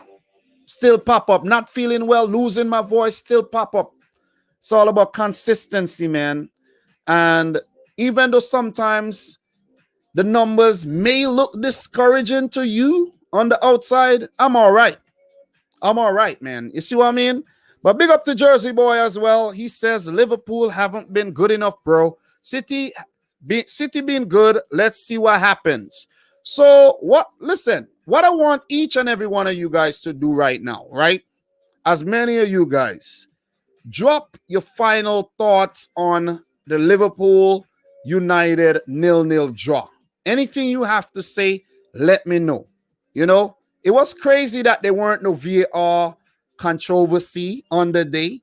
And also, there was actually no penalties. You know what I mean? No Bruno Fernandes. Another thing, what I noticed in the game, remember early on when Rashford was played through and Alisson ran out and kicked the ball away? if Rashford had scored that goal, it would have been a big controversial moment because even though the flag was raised, he was onside. He was just onside, and that would have actually created a stir. You see what I'm saying? Blue Maniac said United couldn't beat Liverpool's makeshift side. They're dead food. Well, look, I think United walk away from that the happier, the happier the two team though. So this is what you guys are saying right now. Anyone saying Fernandes is better than KDB? KDB should stop watching football. Listen, I'm not gonna even get into that argument about KDB. I'm not. Double O says dippers in the mud. Blue Maniac. Liverpool would have beaten United comfortably with a full team. All right. So Jersey Boy is saying boring. Have you noticed that every big hype game this season has been a 0-0 except LFC versus Everton? Yeah, the City versus United. I did mention that one too. And we have some things coming in from the peeps. United relied a lot on counters. Seems like Ole's major tactic. Well, they're comfortable without the ball. They're happy to let you have it and let you, put yourself into the trap of getting counter-attacked. You know what I'm saying? Sometimes you just have to let people have it and let them, kill themselves. Pardon me. Don't I shouldn't say that. I take that back. But you get it in football terms. In football terms. Thriller says, final thoughts on the game. United are not finishing above City come May. I like that one. I love that one. I like that one. Are you City fans? Yes, I am. Yes, I am. Big one. Look, big Man City fan. Bam. You see the card right here? Guys, if you're yet to check out cardspug.com, make sure you check him out. I have a link in the description box down below. You can get yourself one of these lovely football cards you see right here. This is a small. Use the coupon code Dominic Rich FC to get yourself 15% off your orders. Okay? You won't regret it. You could get a big one like this too. See the difference? Big, small. It's not actually big, it's large. But yeah. So we have Flyers King saying, Bruno didn't have a good game and bro, we'll come back better. Imagine Haaland and Messi come through this month. Mad. I don't think that's going to happen. I think you're talking about City, but that's not going to happen. Maybe in the summer. Man City will buy in the summer. Guaranteed. I think City will buy a striker in the summer. So brace yourselves. A big striker coming and maybe a Messi. All right. So Rashane Fraser saying, trust the process. Same when everyone said Arsenal would relegate and it never happened. Liverpool can make a comeback. It's a weird season. Look, nobody thought Arsenal was going to get relegated. That was all banter, man. We all knew that wouldn't happen. So big up to Doug. Doug is saying, not bad for a 0-0. Alisson, Fabinho, and Thiago were our best players. Front three have gone stale like bread. Might need to rotate for the game versus Burnley. Luke Shaw was man of the match. KDB is better than Fernandes. Look here. You might need to rotate versus Burnley. That's what you're saying. You have to be very careful. You got to be careful, man. Burnley came to Anfield last season. Or went there, I should say, because I'm not at Anfield. They didn't come to me. They went to Anfield and got a point. So watch out for Burnley. Malik Anthony Gray, United will be happy with that. One of the most boring games this season. No, it wasn't. I think the City United game was the most boring game. But this 0-0 draw, it wasn't so boring because it kept you on the edge because I didn't know who was going to score first. You see what I'm saying? And I think if United had scored, that Liverpool would have gotten a goal back. I think so. The game was always going to end in a draw for me. So we have Doug saying, felt like we were trying to walk the ball in the net. I told you, you guys are trying to play like Man City, man. City versus VAR for the title. We can beat them all. Nah, I don't think VAR is against City at all. I don't have an agenda against VAR at all. Seriously, I don't. I actually don't. You know, so Octavian is saying, I wonder what happens to Jan Couto, the Brazilian right back, bought at City. Well, a lot of these players that City bought, guys, the City group has about 12 clubs in the group now. I recently found some articles where not Man City, but the City group added about 2 more clubs to the whole group. They will loan the players out, develop the players. If they're good enough, they will play for the first team or they will get sold. So there's even Pedro Porro. There's a lot of right backs in the pipeline, man. There's that young kid we bought from Juventus recently. There's a few guys from Serbia, a few guys from Croatia. I'm telling you, there's a lot of players in the pipeline to unleash, but you know, we ain't ready for that yet. We ain't ready for that yet. That's for the future. Liverpool need a defender badly. Look, Shaw was fantastic. Look here, about the defender thing, when you really analyze the whole thing, right? Guys, analyze what Liverpool have done lately, right? They got a clean sheet today. They got a clean sheet today, right? Hear me out. Hear me out good. Let me get my voice real high pitch. Hear me out, okay? Hear me out. Hear me out. Let me talk like Kevin De Bruyne right now. Hear me. Let me talk, okay? Just let me talk right now. Look, guys, hear me, right? All jokes aside. 1-0 against Southampton. 0-0 against United. 0-0 against Newcastle. 1-1 against West Brom. What is the problem? The problem is the striking. It's the strikers, not the defense. Not the defense. You see what I'm saying? They're not letting in a whole lot of goals. The problem is the strikers. You see what I'm saying? That's the strikers are the problem. So let me see what else you guys have to say here. Let me see if I miss any of your comments. If any one of you guys actually left something good in the comments to read. All right, let me see. I don't see anything else. So, you know, it was the result I wanted to see, and it was the result I got. So I feel good about that, man. You know what I mean? It's not much more we could actually say about this game, but Liverpool need to get their act together. Let's see if Man United are going to continue with that momentum, continue with their very good away form. I don't mind them dropping points by drawing. They could not lose if they don't want to, you know. But 1 point is closer to 0 than to 3. So they could keep picking up those draws if they want. But you know who have been great and who have been very good? Man City. What a segue. Man City, man. Man City. And I see you guys have been saying some good things about Man City so far. You guys have been saying some good things, some very good things about Man City. And I like that. I like that. Because we were exquisite against Crystal Palace. Exquisite. A lot of people actually expected Crystal Palace to challenge us. Liverpool just give Crystal Palace 7-0. Arsenal just smashed up Crystal Palace. How insultive. How could you be so damn disrespectful?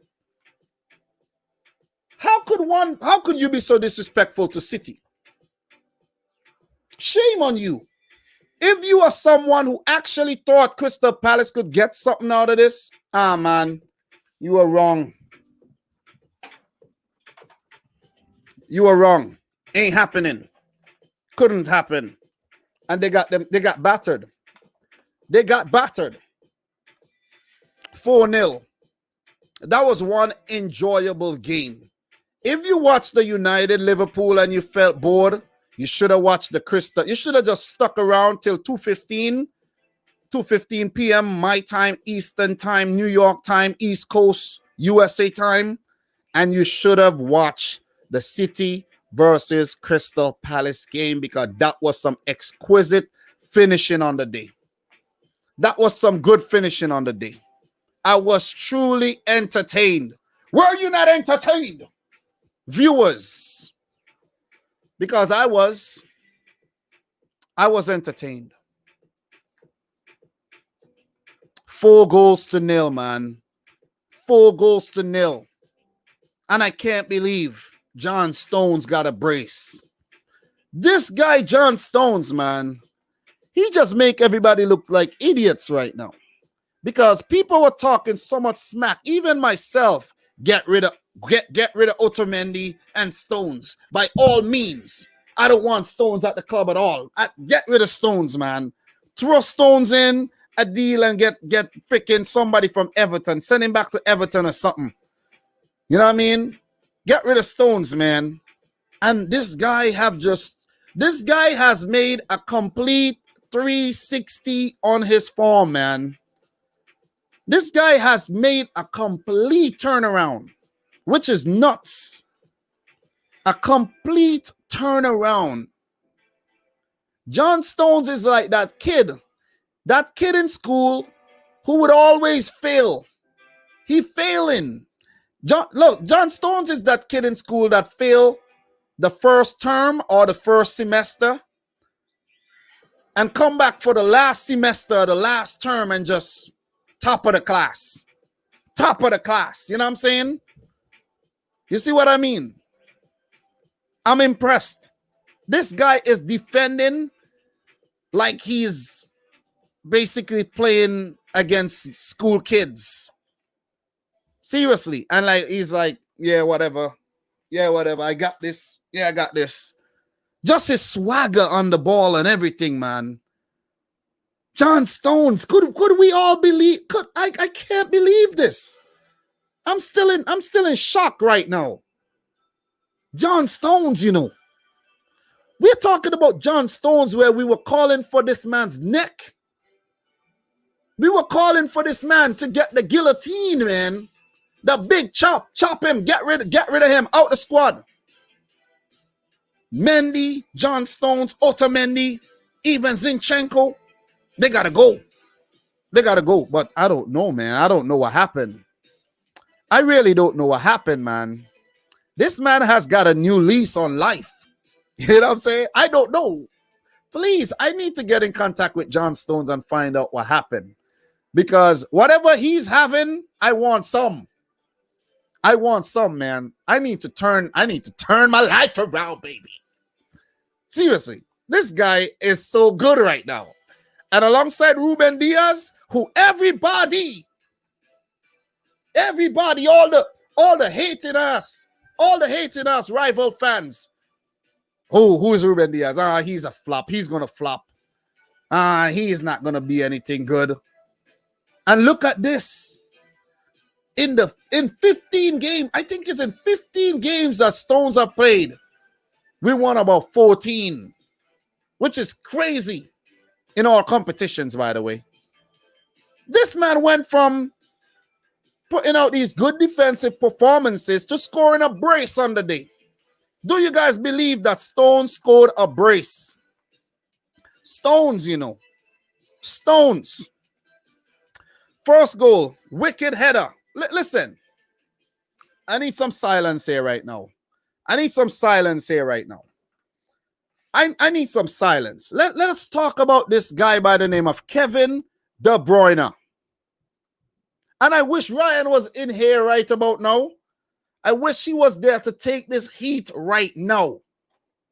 10th assist for this season. And I think he got to 100 assists for Man City. And he got into the top 10 all-time Premier League assist charts or something like, I can't remember the stat. But guys, did you see that pass? Did you see that pass by Kevin De Bruyne? Outside of the right foot.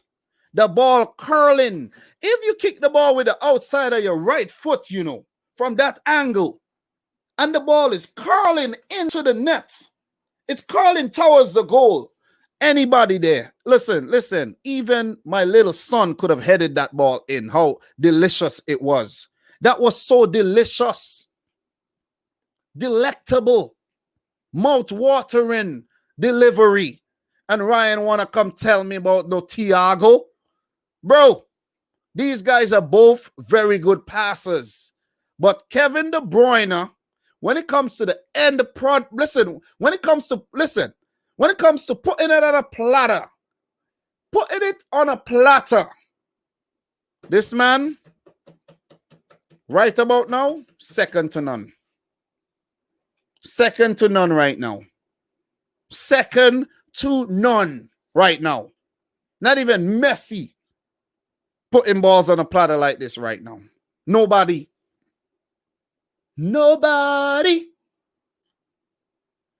who could cross them like me. Nobody. Keith Sweat. Kevin Keith Sweat. De Bruyne. Nobody could do it like him, bro. Telling you. Exquisite. I was drooling over that freaking cross. I couldn't believe. I lost my mind. When I saw that cross, I was like, whoa, God damn. See, I'm not even exaggerating. Plus, I was happy that we got the goal. It's always good to get the monkey off your back and get that early goal, you know what I'm saying? And we did it. 26 minutes. 1-0 at halftime. But let's talk about the second goal, man. We don't need to even talk much about Crystal Palace. They didn't have Zaha. They had Eze playing. Eze couldn't even do his thing on the day. Eze couldn't do his thing on the day. I think I'm getting a little bit too disgusting right now talking about these goals. I see the numbers in the chat is kind of going down. People don't like this. People don't like what they're hearing right now. Seriously. People are running away. People can't take the fire, man. Listen. People can't take the fire right now. They can't take the fire. I'm just dropping the fire right about now, man. City dropping fire. City dropping fire all day. You see what I mean? That second goal by Ilkay Gundogan, man. Jesus Christ. Oh, my God. At the moment, I was like, why? Where's my cap? I need to react to this goal, but I wasn't in the position to react to the goal, and I was like, man, whatever. That would have been a nice goal to react to. But Ilkay Gundogan, that's his 4th Premier League goal this season.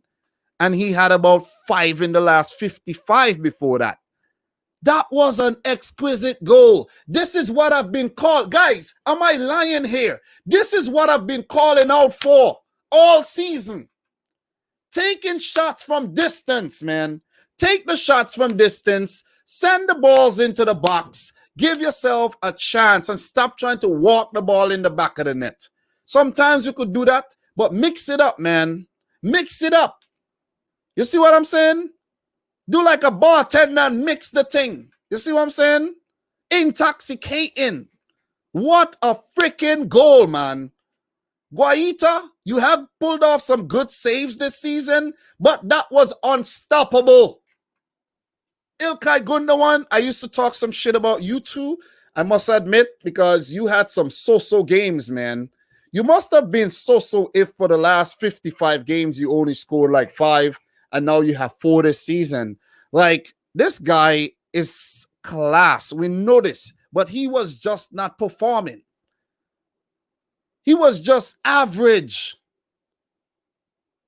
But now, he is so good. And that's why Pep keeps playing him. Peps keep playing. And sometimes when you watch the game, right, and you think to yourself, and you just really analyze, and you look at City, and you're like, damn,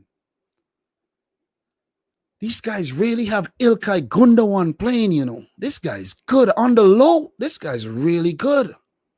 This guy's really damn good. For real.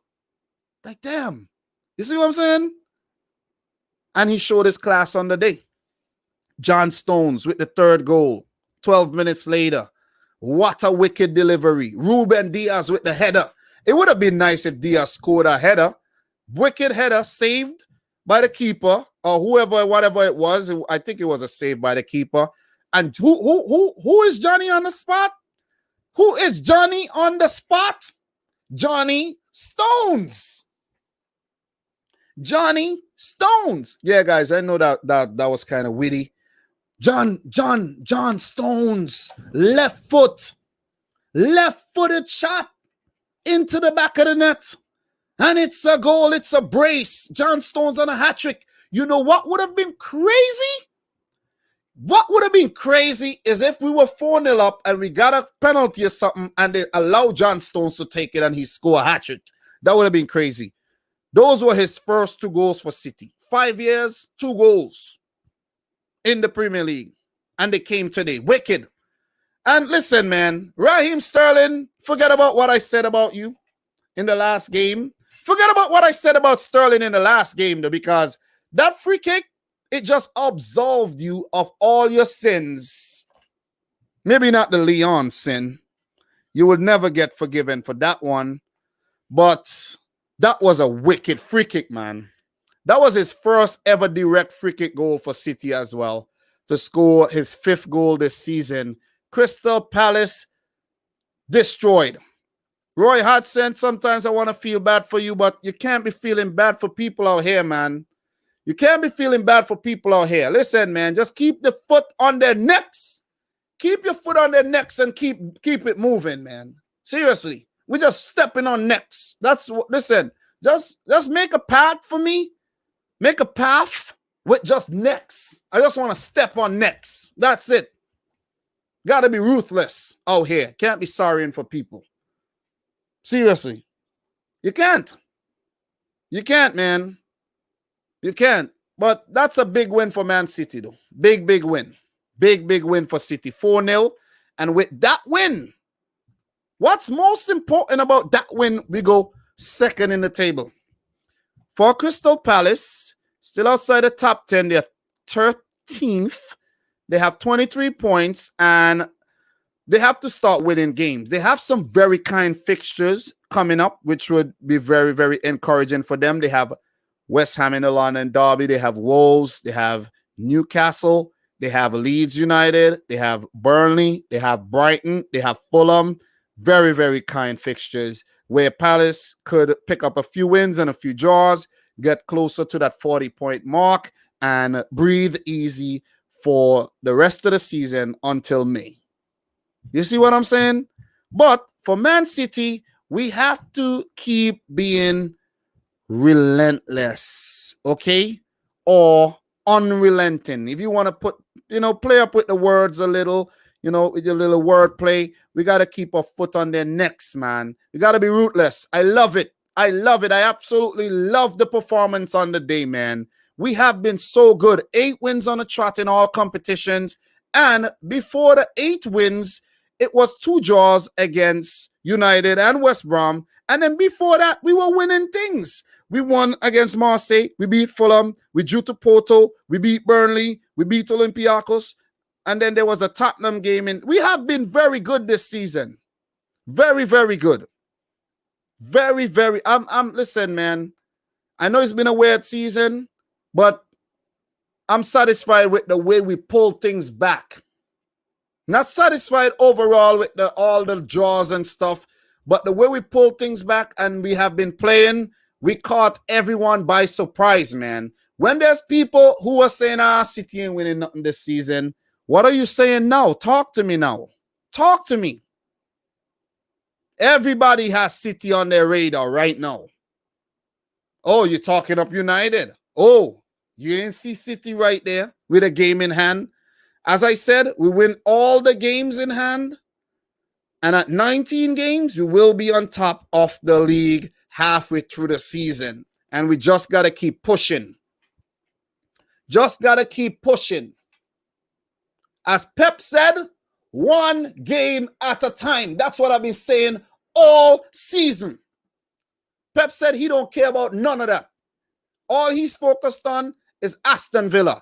And by the way, big up to Pep. Happy 50th birthday to Josep Guardiola, who was in the Barcelona team when they first won a Champions League. Pep, do me a favor, please. Do me just one favor before you leave City. Win us a Champions League so we could shut up these haters. Thank you very much. That would be my roundup for match week 19 of the 2020-21 English Premier League season. All by my lonesome. I did it. Yay. I did it. It's now 7:04 local time. I've been doing this for 2 hours and 4 minutes, and I think that is where I will leave it. All right. I will leave it right there. Guys, I appreciate everybody who joined. Make sure you smash the thumbs up button for the video. We got to 73 thumbs up. If you're in here and you are yet to like the video, please do so.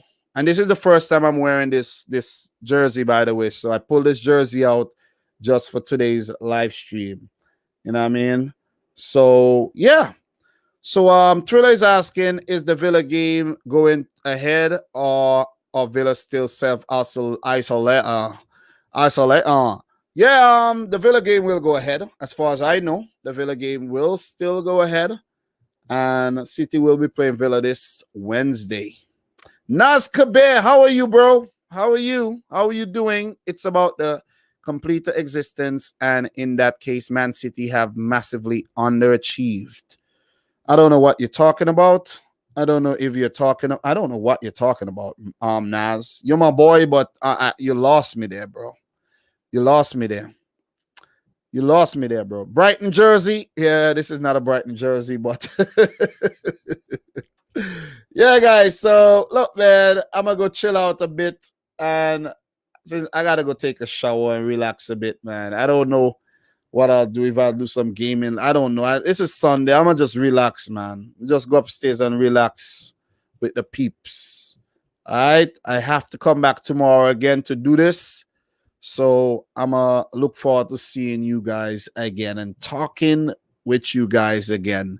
I will be back after the Arsenal game. I want to watch the Arsenal game. And I'll see. I don't even know if I watch the Arsenal game, but Craig from Anfield Agenda, I was watching his live stream today, and he did ask me if I wanted to do something with him tomorrow. So I'm going to have to hit him up and find out what's going on with that, and see what time he wants to do that, and if I could actually do that. So if I could do that, I'll be doing that, and then I'll be doing my live stream, because I have to that gotta happen. That definitely gotta happen. So guys, man, appreciate you guys coming through. Today's live stream was indeed a success. It was a success, you know. Do miss having Ryan, of course. Do miss having Ryan. But, like, guys, you know, the show must go on, man. The show must go on. So, appreciate everybody. Make sure you like the video again. And come back for tomorrow. Make sure, if you're in here right now and you're not yet subscribed, subscribe. Turn your notifications on. Like the video. And from your boy, Dominic Rich, until next time, peace out. Rich Squad.